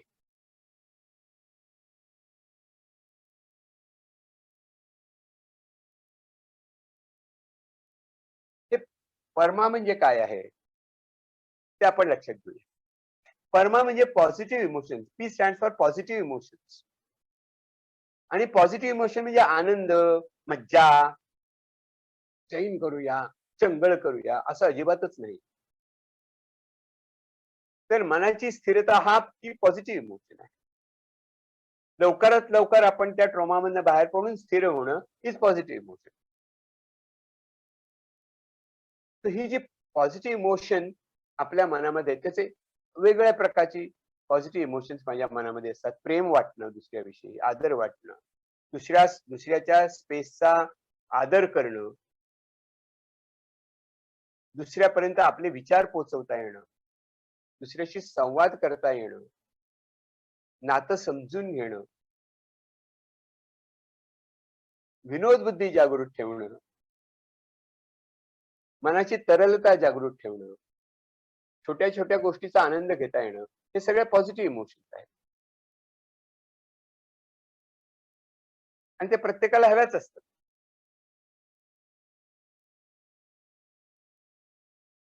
दुसरं आहे एंगेजमेंट. आपण काय करत असताना आपलं मन आपण त्या गोष्टीमध्ये स्वतःला झोकून देऊ शकतो. कशामध्ये झोकून देऊ शकतो? ते झोकून देणं, त्याला पूर्णपणे वाहून घेणं किंवा त्याच्यामध्ये आपलं मन व्यग्र करता येणं. मग ते संगीत असेल. संगीताचं त्यांनी खूप स्पष्टीकरण देताना संगीतामध्ये तल्लीन होणं ही खूप महत्वाची गोष्ट मानली. म्हणजे त्याच्यावरनं समजावलंय, की अशी तल्लीनता आपल्याला निर्माण करता येते का स्वतःमध्ये. That is engagement. तिसरी म्हणजे relationship. R stands for relationship. कोणत्या प्रकारचे नातेसंबंध आपण जमतोय आणि त्या नातेसंबंधांमध्ये एक एक्सप्लॉइटेटिव्ह नाही, शोषणात्मक नसून परस्पर सामंजस्य आणि परस्पर पूरकता काय आहे आणि ती आपण कशी जपतोय आणि दुसऱ्याला जपायला कशी मदत करू शकतो. That is that is the relation. आणि एम स्टँड्स फॉर मिनिंगफुल. मी कोणत्या हेतूनं काम करतोय, म्हणजे पुन्हा व्हिजन आली. कोणत्या हेतूने मी काम करतो आहे, दॅट इज माय मीनिंग. मी शोधलाय का तो विचार, आणि त्या विचाराशी मी किती प्रामाणिक आहे. ते विचार मला कसे कसे मला सुचले आणि ते मी कसे जपतोय माझ्या प्रत्यक्ष एंगेजमेंट मधनं मागे अक्षर जाऊन. माझ्या एंगेजमेंट मध्ये ते मिनिंगफुलनेस आहे का? माझ्या पॉझिटिव्ह इमोशन मध्ये तो मिनिंगफुलनेस आहे का? आणि हे सगळं करत असताना मी काय अकम्प्लिश करत चाललोय? A stands for that accomplishment. मी काय कमावतो आहे? कमावतो म्हणजे not in terms of money, but in terms of skills, in terms of knowledge. मी काय कमावलंय? कोणते स्किल्स आजमावलेत? मी नेहमी उदाहरण देतो, ते एव्हरेस्ट वरती जाणाऱ्या लोकांच्यातले एका बॅचची गोष्ट आहे, की ते शेवटच्या दिवशी त्यांना परत यावं लागलं होतं एव्हरेस्टच्या अगदी जवळ जाऊन सुद्धा. तर त्यांनी अचीव्ह नाही केलं, म्हणजे एव्हरेस्ट वरती चढणं हे त्यांना अचीव्ह करता आलं नव्हतं, पण त्यांनी अकम्प्लिश खूप केलं होतं. पहिली गोष्ट ही अकम्प्लिश केली, की इतकं जवळ असताना सुद्धा यशस्वी माघार घ्यावी लागते आणि तरी सुद्धा आपण स्वतःला जीवाला जपत आपण परत येऊ शकतो आणि आपण म्हणू शकतो, की परत मी प्रयत्न करीन. That is an accomplishment. अशा आपण किती अकम्प्लिशमेंट जमा करतोय? हा या विचाराने भरलेला जो व्यक्ती असते, या विचाराने भरलेला जो समाज असतो, तो भरभराटीच्या वाटेला जात असतो. आणि त्याच्यामध्ये अशा व्यक्ती, माइंडफुल व्यक्ती, लीडरशिप व्यक्ती खूप महत्वाच्या ठरतात. कोणत्या? तर त्यांच्याकडे 3 गोष्टी असतात. एक म्हणजे आपण काय कंट्रोल करू शकतोय, सी. आपण कोणत्या गोष्टी कंट्रोल करू शकतोय, कोणत्या गोष्टीवरती माझं नियंत्रण आहे आणि कोणत्या गोष्टी माझ्या कन्सर्नच्या आहेत. कारण कन्सर्नच्या गोष्टींनी मी खूपच डिस्टर्ब होत असतो. पण कंट्रोल पण त्यामुळे मला कंट्रोल करता येत नसतो. तर मला माझा कंट्रोल आणि कन्सर्न ह्याचं नीट माझ्या मनाशी चांगलं समायोजन करावं लागतं. आणि मला फोकस राहून माझ्या कंट्रोलमध्ये जे काही करणं शक्य आहे ते मला करत राहावं लागतं. तर सातत्याने विचार करत असतात की काय आहे, आणि आपल्याला दिसतं की आपण अनेकदा आपल्याला काही कंट्रोल करता येत नाही अशा गोष्टींचीच आपली खूप एनर्जी त्याच्यात खर्च होत असते आणि आपण कंट्रोल करू शकत असलेल्या गोष्टी आपण करू शकत असतो. दुसरी गोष्ट, त्यांना चॅलेंज स्वीकारण्याची म्हणजे झोकून देणं त्यांच्यात किती आहे.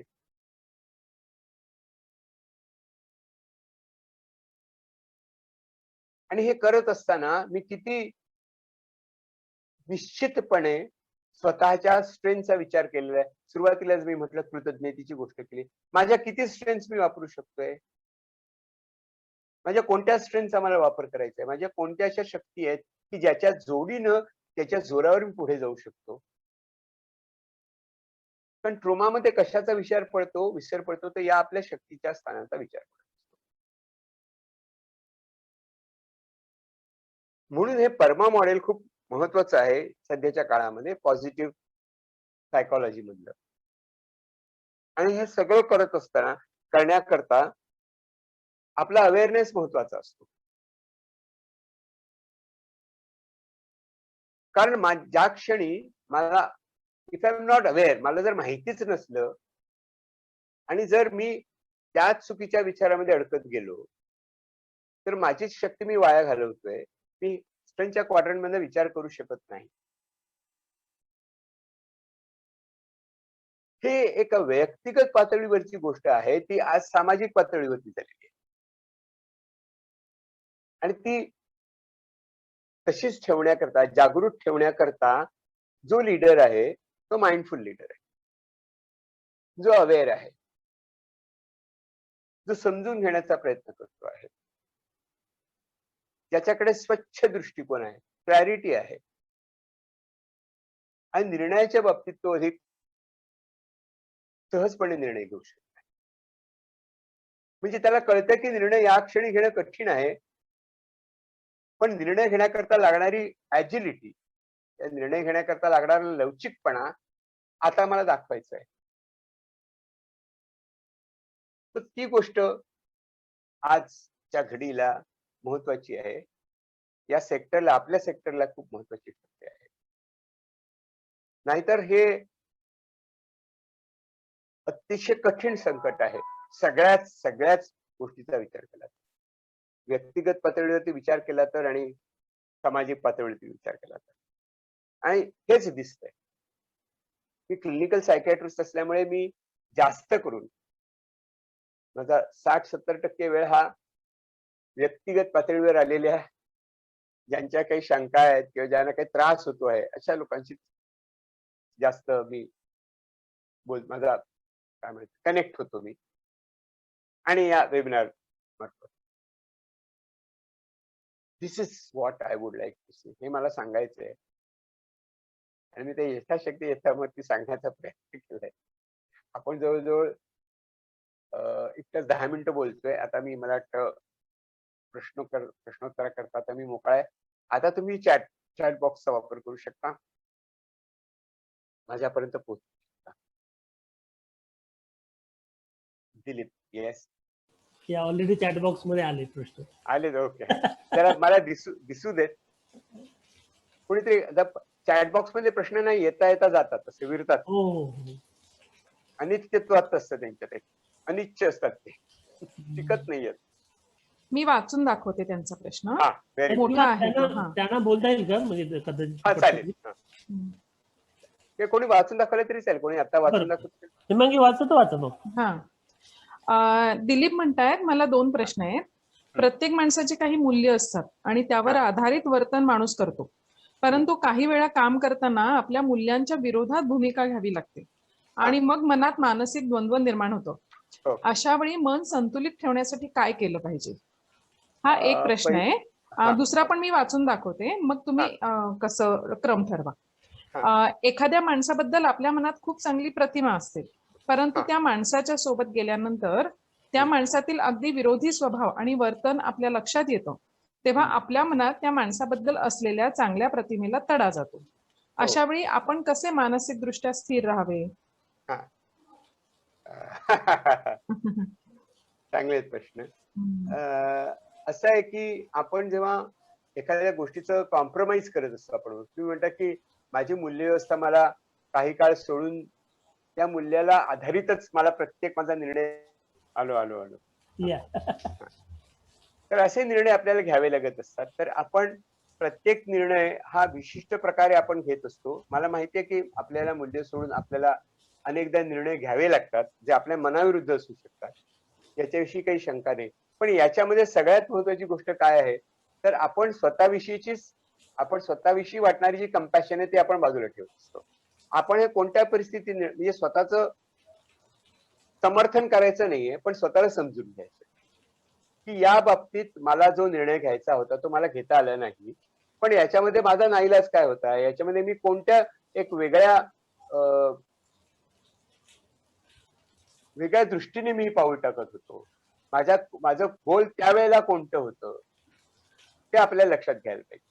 तर ते जर आपण लक्षात घेतलं तर आपण या मूल्याची जर आपण एखाद्या निर्णयाकरता सांगड घालून मुरड घालावी लागली असेल तर आपण त्याचं भान ठेवूया आणि पुढच्या वेळेला त्यातनं आपण काय शिकतो हा पण विचार केला पाहिजे. कारण नाहीतर ही मनाला ठसठसणारी आयुष्यभर त्रास देणारी जखम होऊ शकेल आणि मग त्यातनं आपली शक्ती वाया जाऊ शकते. तर असं न होऊ देता आपल्या काही निर्णयामध्ये आपण हे कॉम्प्रोमाइज करत असतो, नाईलाज असतो आपण म्हणूया, आणि त्यातनं पण हे करता आलं नाही तर उत्तमच गोष्ट आहे. म्हणजे अशी मूल्यांना मुरड घालून जर निर्णय घेता येत नसतील न घालता जर आपल्याला घेता येत असतील निर्णय तर चांगलीच गोष्ट आहे. पण असं जर झालं तर सगळ्यात महत्वाची गोष्ट म्हणजे सेल्फ कंपॅशनला आपल्याला विसरून चालणार नाही. आपण आपल्या मनाशी एक समजूत करून घेतली पाहिजे की हे मी का करतो आहे आणि त्यातनं बाहेर पडण्याचा आपण प्रयत्न केला पाहिजे. नाहीतर आपली शक्ती खर्च होते आणि आपण स्वतःला शिक्षा करत आहात. असे खूपदा घ्यावे लागतात निर्णय, पुष्कळ लोकांना घ्यावे लागतात. नाहीतर आपण तिकडे स्वतःला दूर करू शकतो. नाहीतर आपण आयदर तुम्ही घेऊ शकता किंवा घेऊ शकत नाही अशी परिस्थिती असताना तुम्ही वेगळ्या गोष्टींचा विचार करत असता. त्यामुळे स्वतःला जखमी न करता शांतपणे आपण काही गोष्टी केल्यात आणि आपल्याला हा आपला लेसन आहे, आयुष्य मला काहीतरी शिकवतंय, हे शिकून मला पुढे जायचंय याचा विचार आपण करत नाही. दुसरा प्रश्न काय होता जरा परत एकदा सांगा.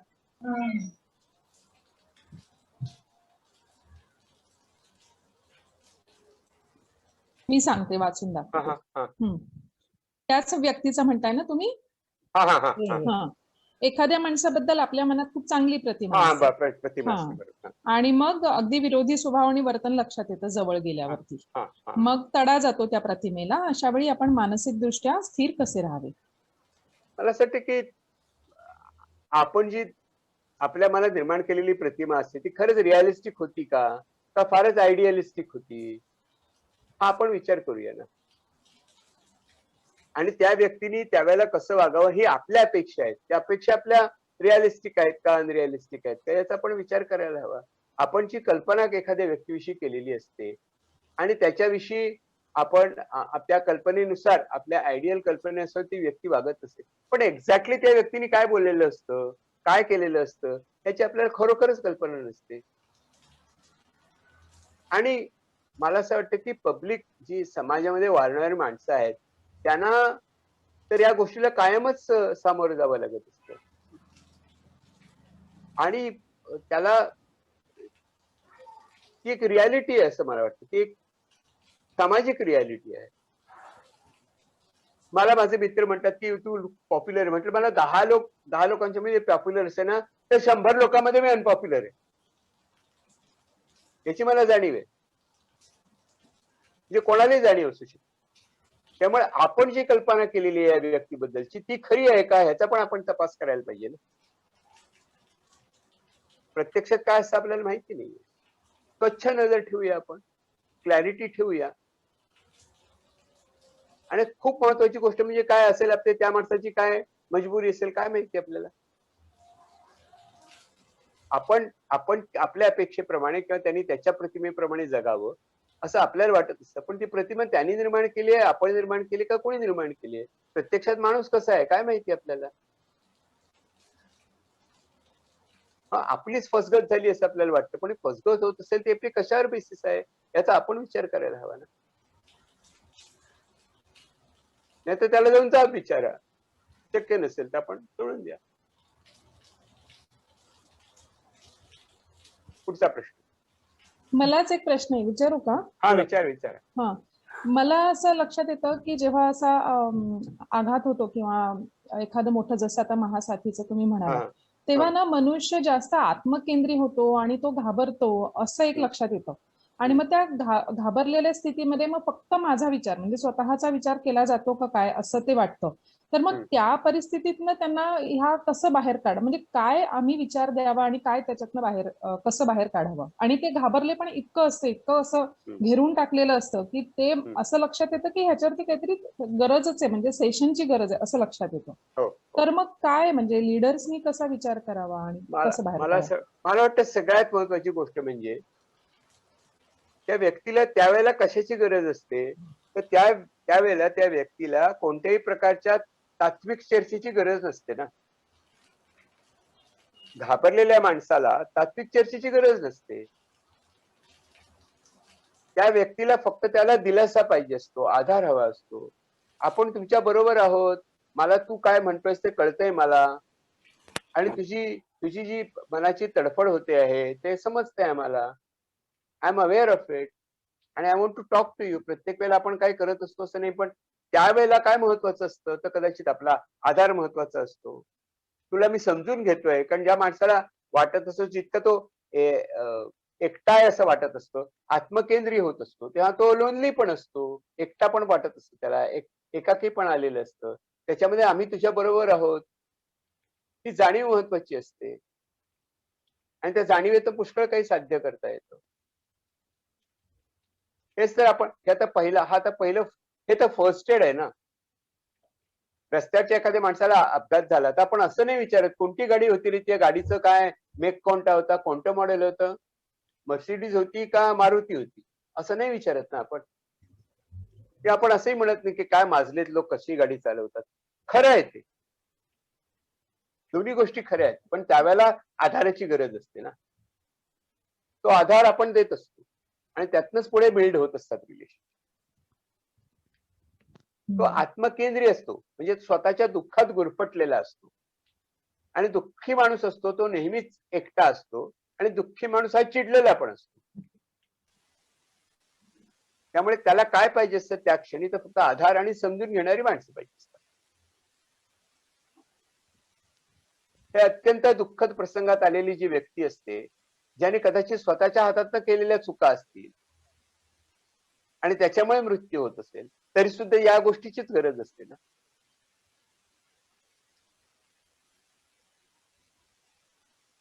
हेमांगी जोशी.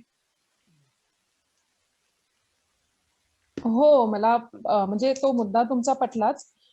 पण त्याच्या पलीकडे कसं जावं? म्हणजे आधार दिला, दिलासा दिला, हम्म. पण त्याच्यातनं बाहेर कसं काढावं? किंवा म्हणजे काय, म्हणजे आम्ही नेमकं थोडा वेळ सामान्य द्यावा, माणसांनी काय थोडा करावं? थोडा वेळ द्यावा ना, बोलावं, व्यक्त होऊ द्यावं त्या व्यक्तीला. आणि जेव्हा ती शांत होते, त्यातनं जेव्हा हळूहळू बाहेर पडायला लागते, तेव्हा आपण सतत विचारायचं असतं, आपण स्वतःला विचारायचं असतं आणि त्या व्यक्तीला विचारायचं असतं की आता आपण काय शिकलो. एवढं करायचं असतं की ती व्यक्ती सिनिकल होत नाही, पराभूत होत नाहीये, अशी ऍटिट्यूड डेव्हलप होत नाहीये, स्वतःच्या विकासाची ऍटिट्यूड डेव्हलप होऊ शकेल. त्यातनं काय शहाणपणा शिकलो याची जाणीव ठेवायला पाहिजे. नाहीतर सिनिकल होणं अगदी सोपं असतं प्रत्येक ब्रेकडाऊन नंतर. ती भूमिका आहे हो. त्या भूमिकेतनं आपण वावरत राहिलो, दॅट इज इनफ. आपण फॅसिलिटेटर असतो. आपण प्रत्यक्ष हेल्प करतो की एखाद्या माणसाला अपघात झाला, तर फ्रॅक्चर झालं, तर दुरुस्त केलं, नंतर आपण काय करतो, त्याला क्रचेस आणून देऊ, चालण्याचा प्रयत्न करू, फिजिओथेरपी देऊ, आणखीन काही करू. नंतर त्यांनी काय करायचं, तर हे महत्वाचं आहे. आपल्याला इनपुट आउटपुटची खूप सवय झालेली आहे आणि आपल्याला असं वाटत असेल, लीडरला वाटत असतं की सतत सगळ्या गोष्टीचा कंट्रोल मी करतो. तो कंट्रोलमध्ये नाहीये ना. आपण जे करत असतो ते आपल्या कंट्रोलमध्ये असतं आणि ते आपण योग्य प्रकारे करत असतो. हळूहळू त्यातनं गोष्टी निर्माण होत असतात. आज पेरलं तर उद्या उगवतं होतच नाही ना.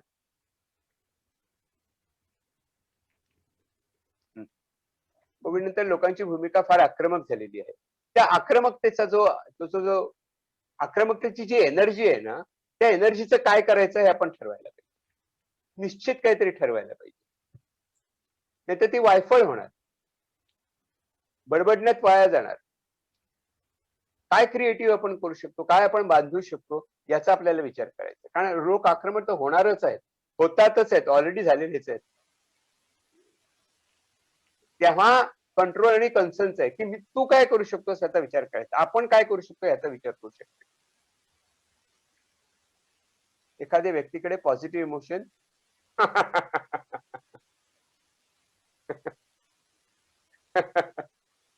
काय बिल्या प्रश्न विचारतोय, जरा परत एकदा विचारा. तो तुम्हाला ना प्रायव्हेट चॅट वरती आलाय. बहुतेक त्यामुळे आम्हाला लक्षात नाही ना. दिसणार नाही. आणि डॉक्टर, मला आणखी एक सुचवायचं की 1-2 प्रश्न असे सुद्धा जरी तुम्हाला एकत्र घेता आले तरी बरं होईल. ललित गाभाऱ्यांचा पण हात वरती आहे मोहन. होय. जो सध्या 1-2-3 असे प्रश्न घेता येतील का, आणि मग तुम्ही जर ऍड्रेस केले तर बरोबर. हा चालेल, सांगा ना, द्या ना. हा बाबर, आपण काय बोलताय तोपर्यंत गौरीचं पण म्हणणं आहे. गौरी बोला, आपण जे कोणी बोला. ज्योती पण आहे. बरं. तो बाबर तुम्ही बोलताय म्हणजे शॉर्ट टर्म मेमरी ललित बाबर बोलतोय. हॅलो, थांबा जरा. माझी शॉर्ट टर्म मेमरी कमी पडते. बरं. मी लिहून घेतो प्रश्न. बरं, बोलू का? हा, बोला. लिहून घेतात. हा, बोला बाबर. हा, हे मानसिक तणावाची काही व्यक्तिगत कारणं आणि काही ज्याच्यामध्ये आत्ताच कोविडची परिस्थिती असेल, दुष्काळ असेल किंवा महापूर असेल, भूकंप असेल, ह्या प्रकारची एक सामुदायिक कारण पण आहे. आम्ही थोडासा इथे कोल्हापूर आणि सांगलीतल्या 1,000-1,500 मुलांच्या सोबत ते सायकोसोशल केअरचा एक उपक्रम सुरू केला होता. Very good. त्यातनं तो एक ट्रेस असतो, तो थोडा होतो. व्यक्तिगतरित्या जो ट्रेस आहे त्याच्यामध्ये लवकर क्लिअर होत नाहीत. आणि एक मी रेफरन्स म्हणून सांगतो की सकाळमध्ये एक इथल्या कोल्हापूरच्या सकाळमध्ये 19 आणि 20 ची आत्महत्येची आकडेवारी आली होती. ती जवळजवळ 19ला 800च्या आसपास आणि 2020ला 750च्या आसपास कोल्हापूर जिल्ह्यामधली आकडेवारी होती. हा, तर बरोबर. ही एवढ्या मोठ्या प्रमाणामध्ये आत्महत्येच्या ह्याच्यामध्ये आपल्याच्या आत्महत्या बघितल्याच, पण हो. ह्यामध्ये विशेषतः हो. तरुणांची व्यक्तिगत कारणं अशा हो. ह्याच्यातून आलेल्या हा, आत्महत्या, शाळेच्या बरोबर. बाबतीतल्या. हा. आपण ह्याच्या बाबतीतली काही अशी म्हणजे असं शारीरिक आरोग्याच्या बाबतीतली यंत्रणा एक लगेच ताबडतोब जातो, पण हा. मनाची जे त्याच्या संदर्भातली काही राजकीय यंत्रणा किंवा हे अशी काही स्पष्ट पुढे दिसत नाही लोकांना. त्याच्याकडे ती जरा माहिती आपण जरा थोडीशी द्यावी असं. ओके. फक्त माझे 2 प्रश्न आहेत. एक तर स्वतः सुद्धा काउन्सिलर असल्यामुळे आता या पॅन्डेमिक मध्ये बऱ्याच जणांना काउन्सिलिंग करण्याची संधी मिळाली आणि ती गरज पण होती. बरोबर. आम्ही नागपूर म्युनिसिपल कॉर्पोरेशनच्या माध्यमातून आम्हाला काउन्सिलर म्हणून तिथे नेमल्या गेलो होतो. आता त्याच्यामध्ये सर असं होतं की थोडीशी वेगळी पद्धत, म्हणजे आता जे करणं होतं ते ऑनलाईन काउन्सिलिंग करावं लागतं आणि आपली जी काउन्सिलिंगची पद्धत असते ती फेस टू फेस समोरासमोर बसून करण्याची असते. तर माझा म्हणजे प्रश्न हाच आहे की किती सॅटिस्फॅक्शन त्यांना मिळतं हे माहिती नसतं आपल्याला. चेहरा कधी कधी दिसत नाही, चेहऱ्यावरचे हावभाव दिसत नाही, सांगता येत नाही त्यांना काय घडतंय काय होतंय.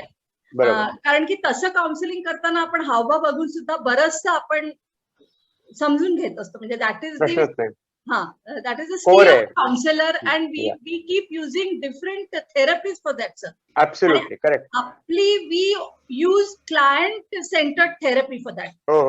आणि इथे ती आपल्या कामी पडत नाही, त्याच्यामुळे बरेचदा असं हतबल झाल्यासारखं होतं. तर सर काय म्हणजे ऑनलाईन काउन्सिलिंग करताना कुठले तत्व वापरायचे, म्हणजे याच्यावर जर if I want to overcome this, I want मात करायची असेल तर नेमकं काय करावं, कसं करावं की जेणेकरून त्यांना पण दिलासा मिळेल आणि आपल्याला स्वतःला सॅटिस्फॅक्शन मिळेल. Very good. हा माझा एक प्रश्न.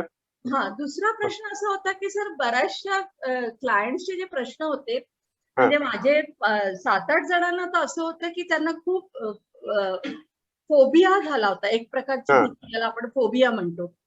इन्सिक्युरिटी त्यांच्यामध्ये आलेली होती. आणि आता आपण हे म्हणतोच की मानसिकता आणि शारीरिकता, म्हणजे मानसिक ताण झाला की शरीरावर परिणाम होतात ना, इट इज को रिलेटेड. मानसिक हा नुसतं मानसिक पर्यंत नसतो तर शरीरावर पण परिणाम दिसतात. ऍब्सोल्युटली. मग त्यांना असं वाटायचं की मला आता हार्ट अटॅक येतो का, पॅल्पिटेशन वाढले होते त्यांचे. मग अशा वेळेला मग मी चेकअपला जावं का, ईसीजी घ्यावं का, हे करण्याची गरज आहे का.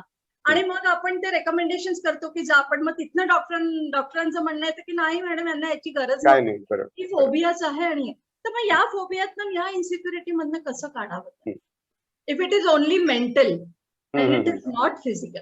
ओके. तुला अजून काय? गौरीचा एक प्रश्न आहे. गौरी आणि भिकन. आम्ही एका फॅमिलीत आहोत, ज्योतिताई आणि मी, त्याच्यामुळे एकत्र बोलू शकतोय. काढलात तरी चालेल. आम्ही अगदी दोघी बाजूला आहे. अच्छा, एकच बाजूला. ठेवू ज्योतिताई. मला प्रश्न होता सेक्टरसाठी. सगळ्यात पहिले हे कार्यक्रमाचं आयोजन झालं, मला खूप छान वाटलं. एकदा माझं मोहन सरांच्या विषयावर बोलणं झालं होतं. आमचं जे क्षेत्र आहे, मी माझं क्षेत्र म्हणते, आम्हा सगळ्यांचं क्षेत्र म्हणते, हे समस्येशी झुंजणारं क्षेत्र आहे. आणि प्रचंड ऊर्जा, शक्ती, मनोबल आम्हाला इथे लागतं. पण जसं आपण म्हणतो ना की उंच राहून आभाळ पण थकतं आणि कधीतरी ते बरसतं. पण आमच्या इथले जे आमचे म्हणजे आमच्या फील्ड मधले जे फादर फिगर्स आहेत, तर यांना कोसळायला जागाच नसते. आणि मला या कुटुंबातली एक सदस्य म्हणून खूप आतून वाटतं. मी एका नेटवर्कला सचिव म्हणून काम करते, तर लक्षात येतं की या मंडळींचा स्वतःचा स्ट्रेस आहे कुठेतरी आतमध्ये.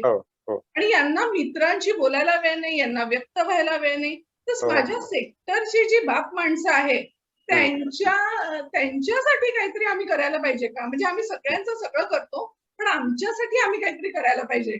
आणि मी कालपासून फार खुश आहे की तुमचं मला ऐकायला मिळतं, कारण मी तुमची फॉलोअर आहे. म्हणजे लोकसत्तेतलं तुमचं अक्षर सुद्धा मी शोधून वाचते. तसं या क्षेत्रातल्या बाप माणसाकडनं करणार आहे. काय ते? या क्षेत्रातल्या बाप माणसाकडनं तुम्हाला उत्तर पाहिजे. तुम्ही लोकमतचा अंक वाचत राहा. लोकमतच्या दर रविवारी मी लिहितोय. सर माहितीये मला सर. ओके. लोकमत मध्ये चांगले प्रश्न आहेत. आता मी ऑनलाईन यथाशक्ती यथामती उत्तर देतो. आता मला आणखी कोणाचे प्रश्न नाही आहेत. आणखी आहेत ते आपण स्लॉटमध्ये घेऊया. आता हे 3-4 प्रश्न आहेत त्याचीच आपल्याला म्हणजे फोकस उत्तरं देतील. एक म्हणजे पहिला प्रश्न आहे बाबर यांनी विचारलेला सुसाईड आणि या सगळ्या गोष्टीविषयी. माझ्या मते 2 फॅक्टर्स आपण लक्षात घेतले पाहिजेत की एक म्हणजे जी व्यक्ती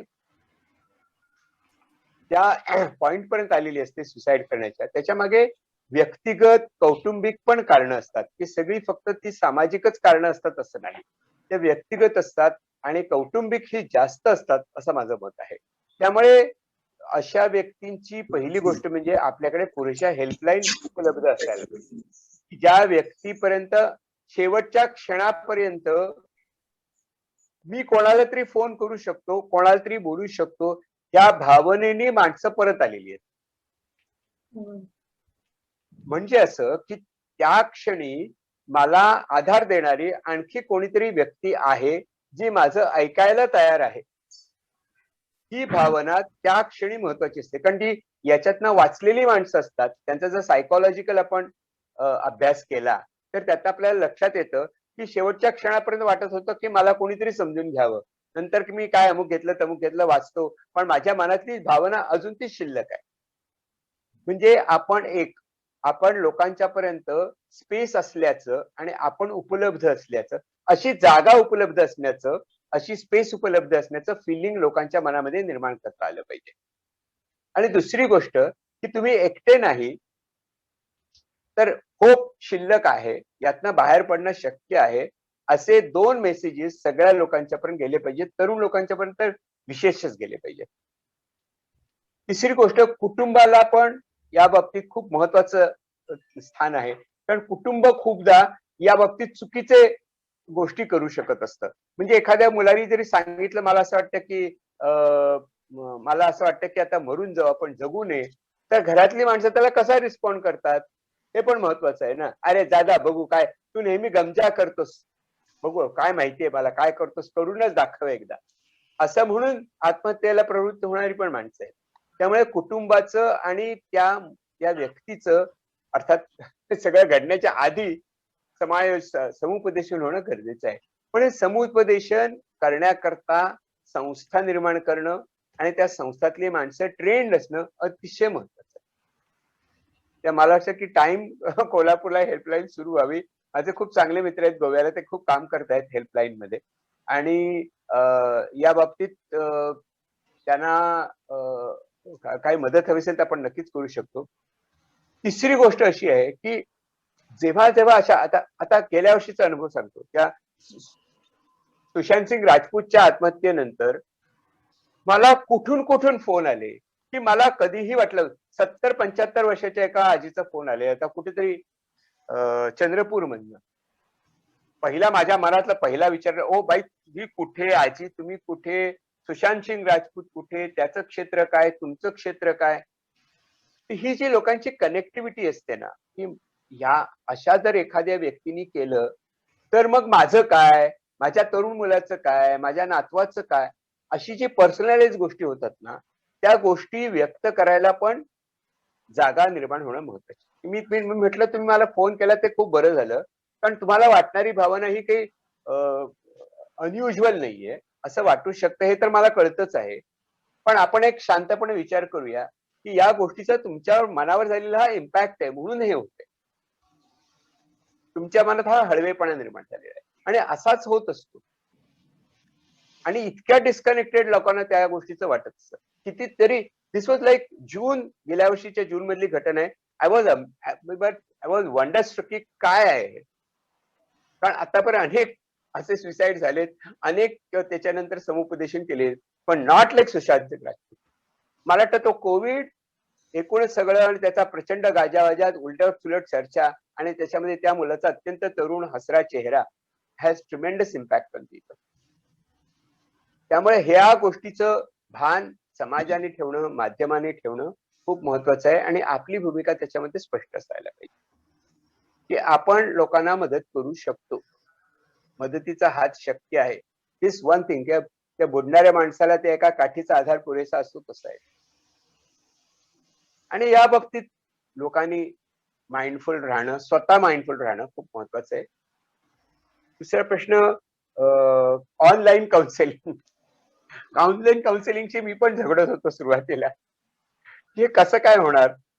पण मला असं वाटतं की ते आपल्याला जी सवय लागलेली आहे की आपण फेस टू फेस काउन्सिलिंग करतो, त्याच्यामधनं आपल्याला बाहेर पडायला पाहिजे आणि आपण पॉज, सायलेन्स, रिफ्रेझिंग, पॅराफ्रेझिंग, सातत्याने विचारत राहणं, मी काय म्हणतो ते सांगा, काय कळलं परत एकदा सांग बघू. आता मी लोकांना सांगतो माइंडफुल मेडिटेशन 20 मिनिटं प्रॅक्टिस. किती वेळा करायची आहे? 20 मिनिटं. 20 दाखव मला, आकडा काढून दाखव. 20. हा, अच्छा. So we have to use different kind of approaches to get the same point. दुसरी गोष्ट, आपण जेव्हा ऑनलाईन काउन्सिलिंग करत असतो तेव्हा आपला स्कोप खूप लिमिटेड ठेवायचा. 2-3 मुद्दे फार तर घ्यायचे, कारण खूप लोक जरी व्यक्त झाले तरी त्याची समरी आपल्याला करता आली पाहिजे. हा, तू असं जर सगळं बोललास ना, त्यातले मला 2 मुद्दे महत्वाचे वाटते. नाहीतर ते एंडलेस आहे ते, कारण ते त्या आपल्या थोडक्या वेळामध्ये जास्तीत जास्त करायचं असेल तर आपण कमीत कमी मुद्दे घेतले पाहिजेत, पण क्रिटिकल मुद्दे घेतले पाहिजेत. आणि मग त्याच्यावरती त्या व्यक्तीला थोडं व्यक्त झाल्यानंतर आपण आपला टाइम केला पाहिजे की तुला असं म्हणायचं हे माझ्या लक्षात आलं, आता मी काय बोलते ते ऐका. अशा प्रकारे आपल्याला ते संवाद खेळवता येणं खूप महत्वाचं आहे. ही गोष्ट जर आपण शिकून घेतली तर it is possible to do on the. मी आत्ताच्या गेल्या 15-20 दिवसामध्ये 20 ते 30 वयोगटातल्या कितीतरी मुलांची असा माझा डायलॉग झाला की हा, तू बोललास मला कळलं, पण माझे 3 मुद्दे सांग बघू. 3 महत्वाचे मुद्दे सांग, 2 महत्वाचे मुद्दे सांग, जस्ट राईट देम डाऊन, काय लिहिस दाखव.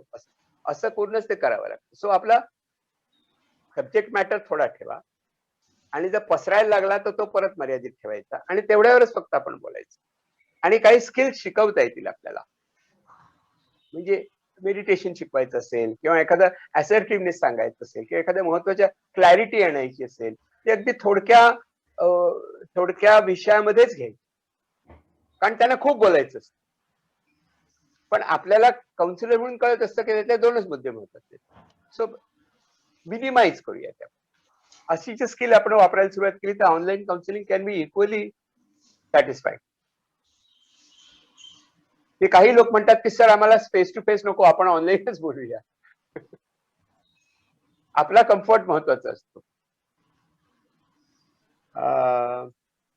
Insecurity phobia.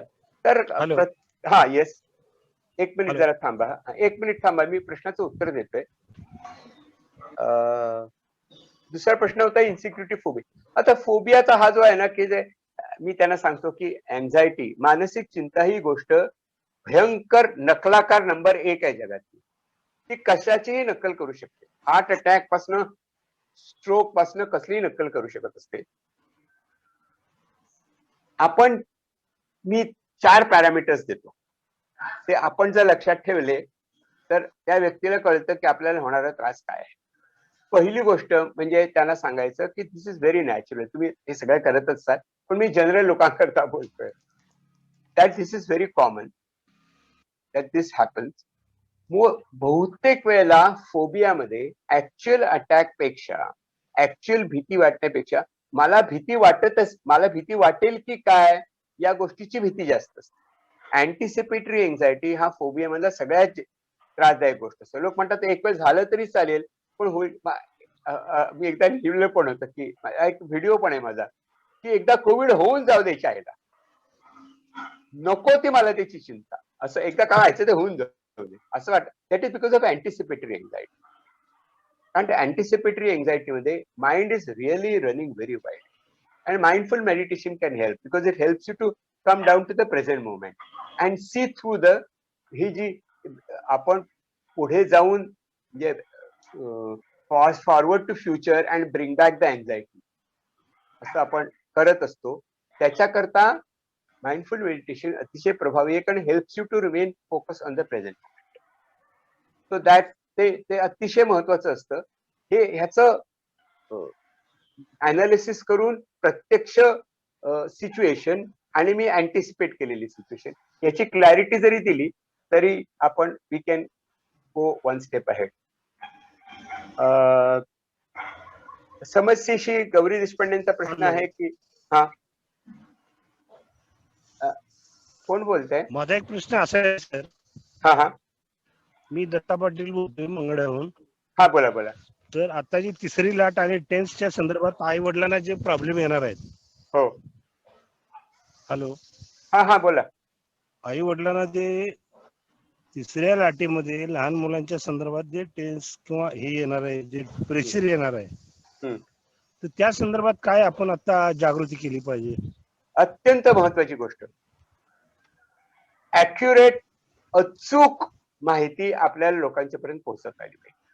कारण आता तर या बाबतीत चुकीच्या गोष्टींचा, अफवांचा तर ऊत येणार आहे.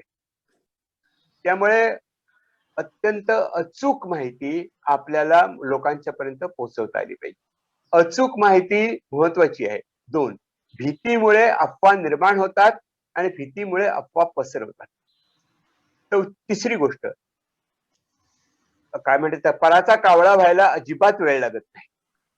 त्यामुळे प्रत्येक शिंक आणि प्रत्येक वेळेला खोकला हा कोविडचा असेल, कोरोनाचा असेल असं मानण्याची काहीच गरज नाही. त्यामुळे याविषयी जास्तीत जास्त माहिती करून घेणं आणि त्याच्या चांगले काय म्हणायचं त्याला, चांगल्या साईट्स आहेत त्या चांगली माहिती देत असतात. ती माहिती समजून घेऊन लोकांच्या पर्यंत पोहोचवणं महत्वाचं आहे. लोकांना भीती वाटणं स्वाभाविक जरी असलं तरी भीती ही या अशा प्रकारच्या गैरसमजावरती, चुकीच्या माहितीवरती आधारित असते. हे आपण लक्षात ठेवलं पाहिजे. अचूक माहितीला पर्याय नाही. हाच त्याच्यावरचा अत्यंत महत्वाचा उपाय.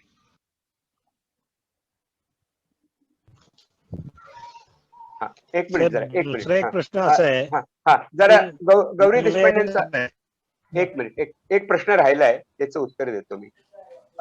मनोबल टिकवण्याकरता आपण काय करायचं? मला वाटतं की प्रत्येक काउन्सिलर, माझा तुम्ही टेडेक्स टॉक बघा,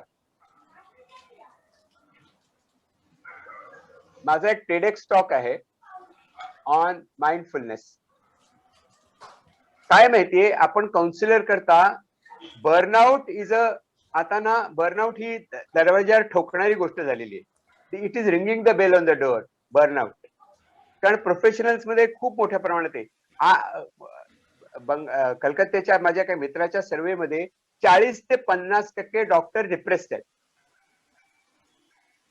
ते काम करतायत, फ्रंटलाईन वर्कर्स आहेत, त्याच्यामध्ये निराशा, नाईलाज, चिडचिड, त्रास या गोष्टी खूप मोठ्या प्रमाणात वाढलेल्या आहेत. त्यामुळे त्यांच्यापर्यंत पोहोचवणं महत्वाचं आहे आणि त्यांच्याकरता वेगळाच अप्रोच घ्यावा लागतो आपल्याला. तो म्हणजे किती सेल्फ डिस्क्लोज. म्हणून माझा टेडेक्स टॉक तुम्ही बघा, म्हणजे मी काय म्हणतो ते लक्षात येईल. It talks about mindfulness. आता पुढचा प्रश्न.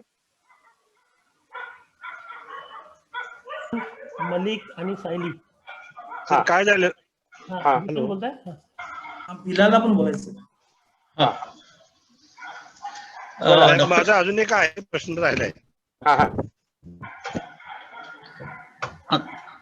कोणाचा तरी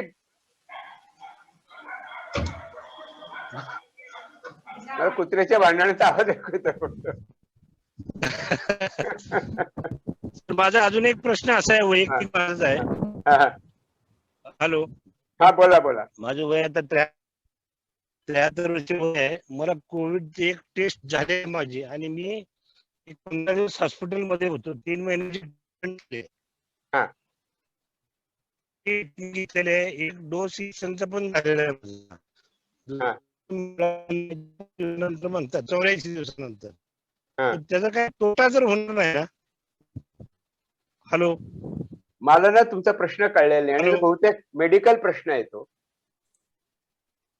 हा मेडिकलचा. आता त्याच्याकरता पुष्कळ गोष्टी त्यांनी सांगितले की 3 महिन्याचा त्यांनी अवधी दिलाय की 3 महिन्यामध्ये तुम्ही काळजी घ्यायला पाहिजे. एक्सपोजर टाळा, लोकांच्या मध्ये वावरू नका. हे खूप महत्वाचं आहे. आपण जितकं एक्सपोजर टाळू, जितके आपले लोकांशी होणारा संपर्क कमी करू, तितकी आपली भीती कमी होते. मास्क वापरायचा, हात धुवायचे, 4 गोष्टी ज्या आहेत त्या अगदी काटेकोर पाळायच्या, दुसरा मार्ग नाहीये. आणि शांत राहायचं, कारण आता तुमची बॉडी इम्युन झालेली आहे. आता जर तुम्ही विचार करत राहिलात तर ती उगाचच कमी होईल.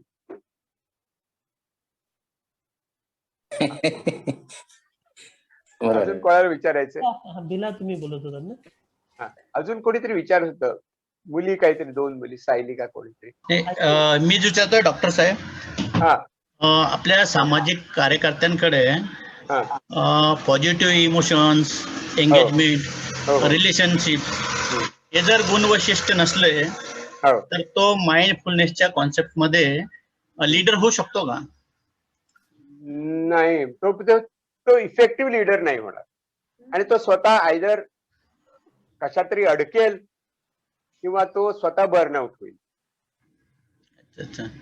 तो नुसतंच बडबडत राहील, त्याच्यावरती कोणी विश्वास ठेवणार नाही. तो ऍक्च्युअल काम करू शकेल, म्हणजे तो बॉडीनी काम करू शकेल, पण मनाने ती जे काम करायची आहेत एवढी त्याच्यात ताकद राहील की नाही सांगता येत नाही.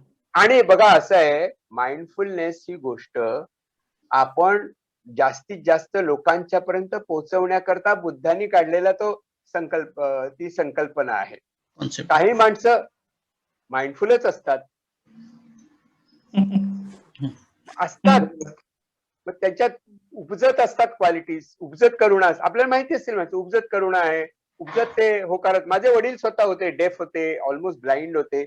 मी त्यांना कधीच कंटाळलेलं, वैतागलेलं, चिडलेलं, दोष दिलेलं मला आठवतच नाही. 100 वर्ष झाली कधीच बघितलं नाही मी त्यांना. He was a born optimist. त्यामुळे काही माणसं असतात, पण सगळी माणसं तशी असतात असं नाही ना, म्हणून आपल्याला ट्रेनिंग लागतं. ट्रेनिंगचा पर्पज तो आहे, हेतू तो आहे. हा, थँक्यू. या शकील किंवा सायली?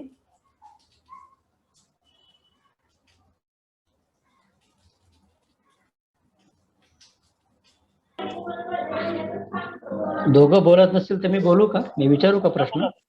हा, मी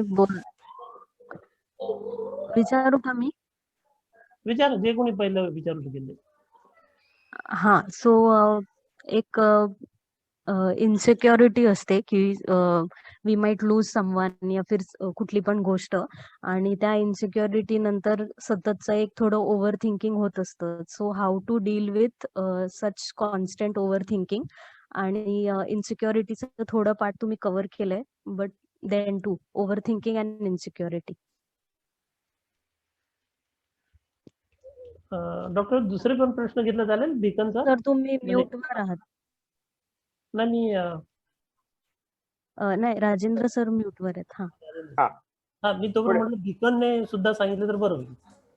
हो, माझा असा प्रश्न आहे की बऱ्याच वेळा आम्ही चर्चा करतो, ऑफिसमध्ये असेल किंवा घरी असेल, किंवा मी आता खूप वर्षापासून अभिव्यक्तीमध्ये आहे आणि खूप तरुण वयात मी अभिव्यक्तीत आलो होतो. आणि अभिव्यक्तीमध्ये जे माझ्यावर संस्कार झाले माझ्या वाढीमध्ये, तर त्याच्यामध्ये मी नेहमी growth mind, open mind, fix mind किंवा प्रेझेन्स ऑफ माइंड असे शब्द याच्यावरती अनेक बोलणं, नितीनकडनं असेल, काही वेळा तुमच्याकडनं पण बऱ्याच मिटिंगांमध्ये आम्ही बोललेलो आहे. आणि ह्या सगळ्या गोष्टींचा परिणाम माझ्या स्वतःवर झाला आणि मी एक चांगलं वाढलो असं मला वाटतं. आणि ते जे चांगलं जे वाढणं आहे, ते जे चांगले जे संस्कार आहे, तर मी ते थोडं प्रयत्न करतोय की माझ्या कुटुंबात पण ते कुटुंबाला मिळावं, मुलं तशी वाढावी, किंवा रिलेशन मध्ये जे लोक आहेत, माझे रिलेटिव्ह आहेत, त्यांच्याबरोबर तो डायलॉग मी करण्याचा प्रयत्न करतो. आणि त्याच्यामधनं मला असं स्वतःला जाणवतं की बऱ्याच वेळा ग्रोथ माइंड खूप चांगलं असतं आणि तसं केलं पाहिजे आपण.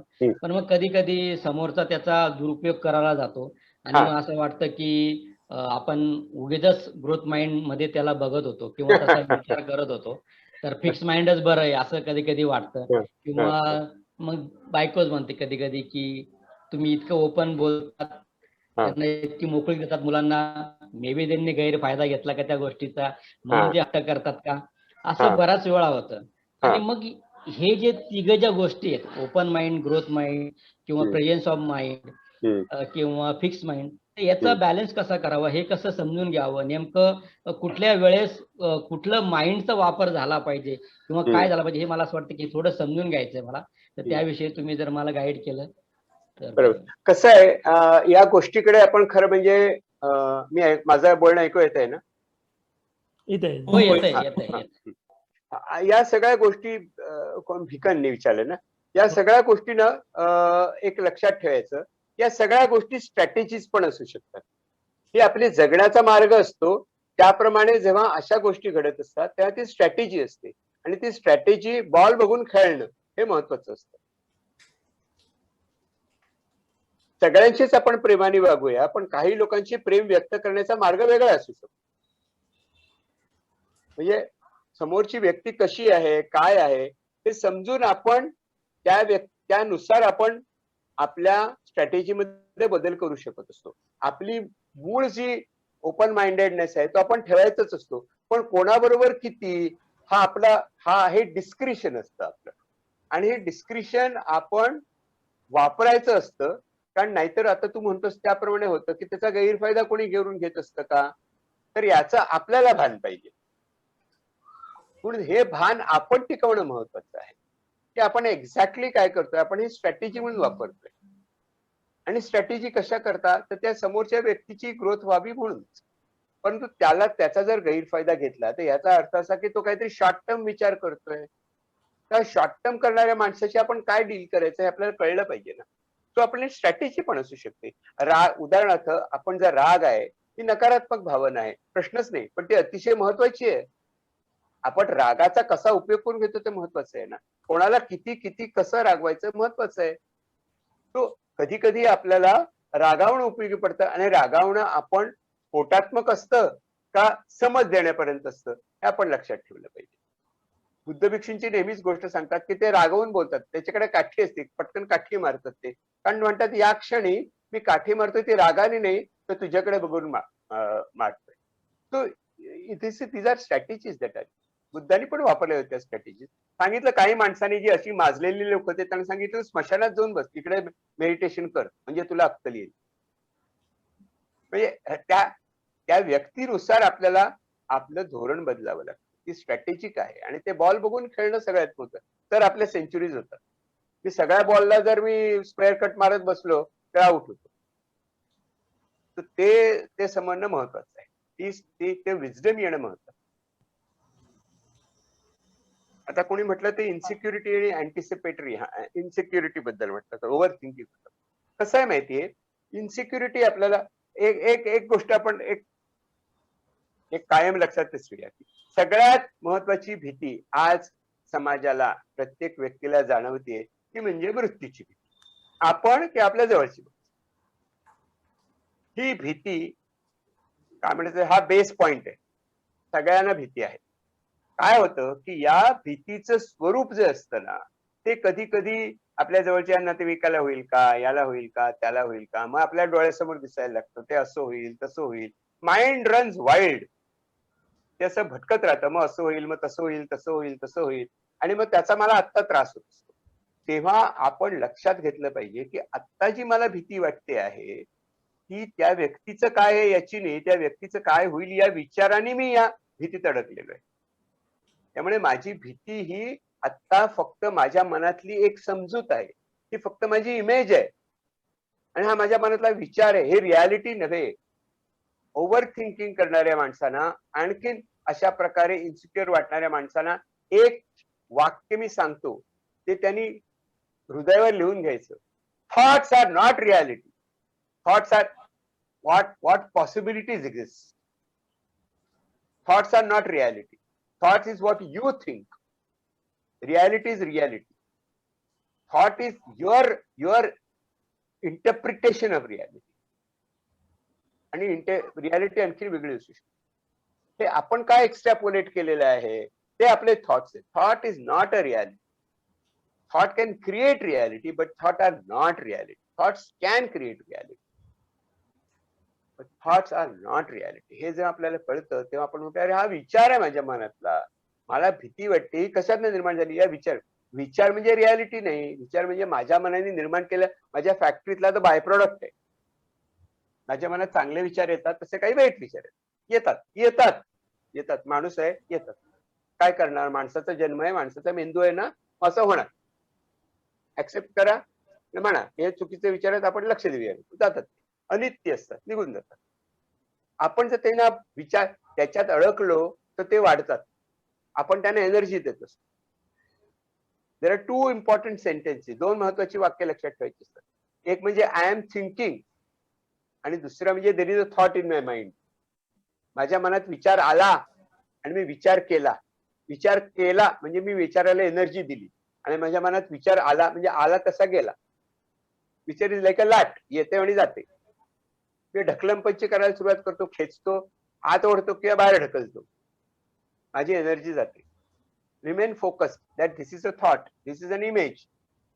हे मला असं वाटतंय, हे रिअल नाही, हे दिस इज, हे लक्षात घ्यायला पाहिजे. याच्याकरता माइंडफुल मेडिटेशन उपयोगी आहे.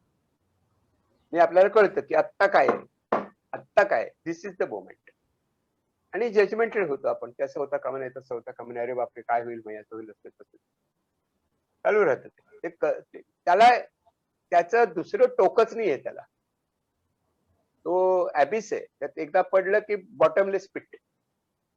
मी कुठे जाऊन पोचायला सांगता येत नाही. सो लक्षात ठेवा की आपण पडतोय, सावरा. आणि दुसरं उदाहरण मी देतो. असं आहे, आपलं शरीर आपल्या मनापेक्षा जास्त शहाणं आहे. कसं सांगतो? आपला जर पाय घसरला तर शेवटच्या क्षणापर्यंत आपण आपलं डोकं वाचवण्याचा प्रयत्न करतो. मी खाली पडतोय असं म्हटल्यानंतर आपण पडत असताना खाली पडेपर्यंत माझं डोकं, कमीत कमी डोकं तरी फुटू दे नको, असं आपण त्या क्षणी विचार येतो आणि आपण स्वतःला सावरण्याचा प्रयत्न करतो. Body does it. शरीरामध्ये ते विजडम आहे की आपण शेवटच्या क्षणापर्यंत डोकं वाचू दे. मनाचं तसं नाहीये.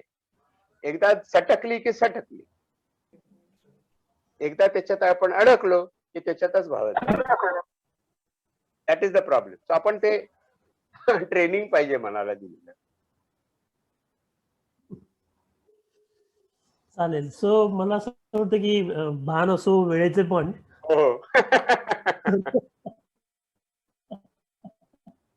मला असं वाटतं की या गप्पा खरं संपून देत आणि चांगले प्रश्नही आहेत खरं तर, पण मला असं वाटतं वेळेमुळे आपल्याला थांबायला लागेल. आणि मला असं वाटतं की हा जो काही सुरुवात झाली खरे, म्हणजे विकास सहयोग प्रतिष्ठानच्या गव्हर्निंग बोर्डाने असा विचार केला की HR आणि OD या विषयाच्या संदर्भात एक उपसमिती तयार केली. सो मे बी हे पहिलं एक सत्र होतं की ज्याच्यामुळे कार्यकर्ते अतिशय महत्त्वाचे आहेत आणि त्यांच्या मानसिक स्वास्थ्याबद्दल गप्पा झाल्या पाहिजेत आणि तुम्ही खूपच चांगली सुरुवात केली.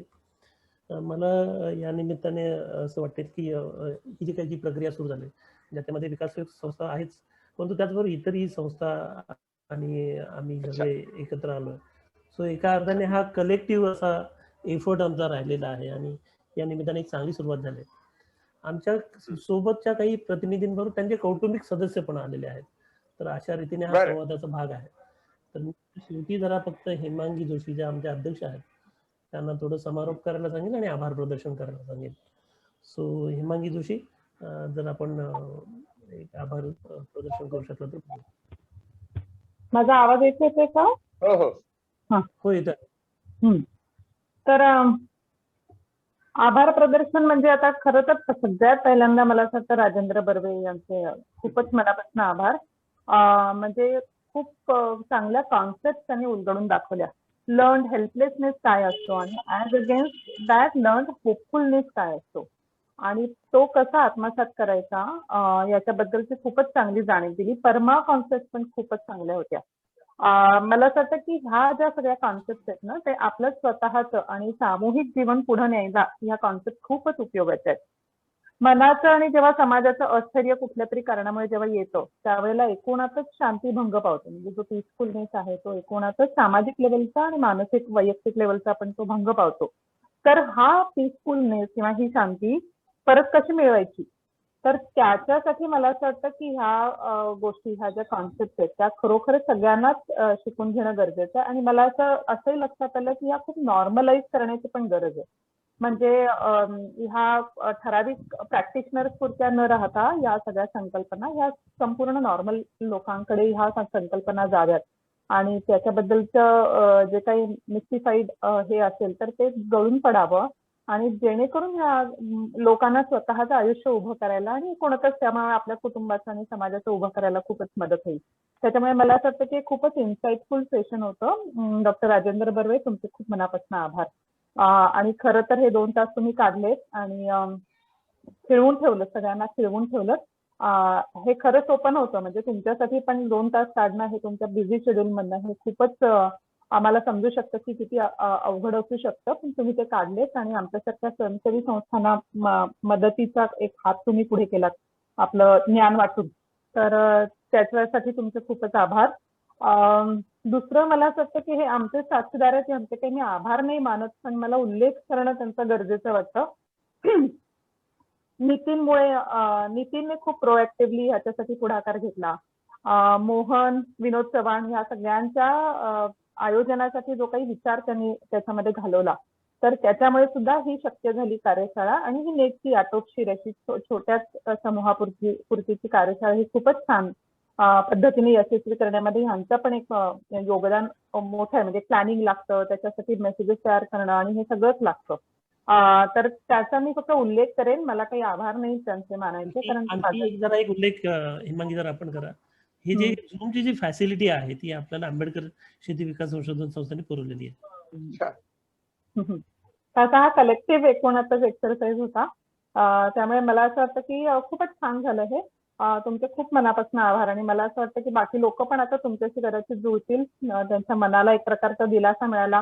त्या कृतज्ञता आणि करुणा ह्या खूपच तुम्ही छान गोष्टी सांगितल्यात की हे असणं कसं आवश्यक आहे. आणि मला असं वाटतं की एकूणच सामाजिक क्षेत्रामध्ये करुणेची वानवा नाहीये. म्हणजे करुणेच्या आधारावरतीच लोक खूप पॅशनेटली काम करतात, कारण मनामध्ये ती खूप ओतप्रोतच भरलेली असते असं एकूण जाणवतं. त्याच्यामुळे त्या आपल्यामध्ये तुम्ही जे म्हणालात ना की करुणा आपल्याकडे काय आहे याची जाणीव असायला लागते. तर आता ह्याच्यातनं आम्हाला ती जाणीव झाली की आमच्यामध्ये करुणा आहे. किंवा असं वाटलं की आम्ही वर्षभर सुद्धा जे काम केलं ना तर ते कुठल्या वापरातनं केलं हे समजलं आम्हाला. काय होतं आपल्याकडे ते त्याच्यातनं आम्हाला समजलं. त्याच्यामुळे छान एक उमेद निर्माण झाली, स्वतःबद्दलचा एक कॉन्फिडन्स वाढला. त्याच्यामुळे खूप छान, खूप खूप धन्यवाद तुमचे. आणि सत्र संपायचं असेल तर मोहन. सत्र संपलं आपण घोषित करूया. मी आभार मानतो सगळ्याचे. मी कृतज्ञ आहे, तुम्ही मला संधी दिलीत.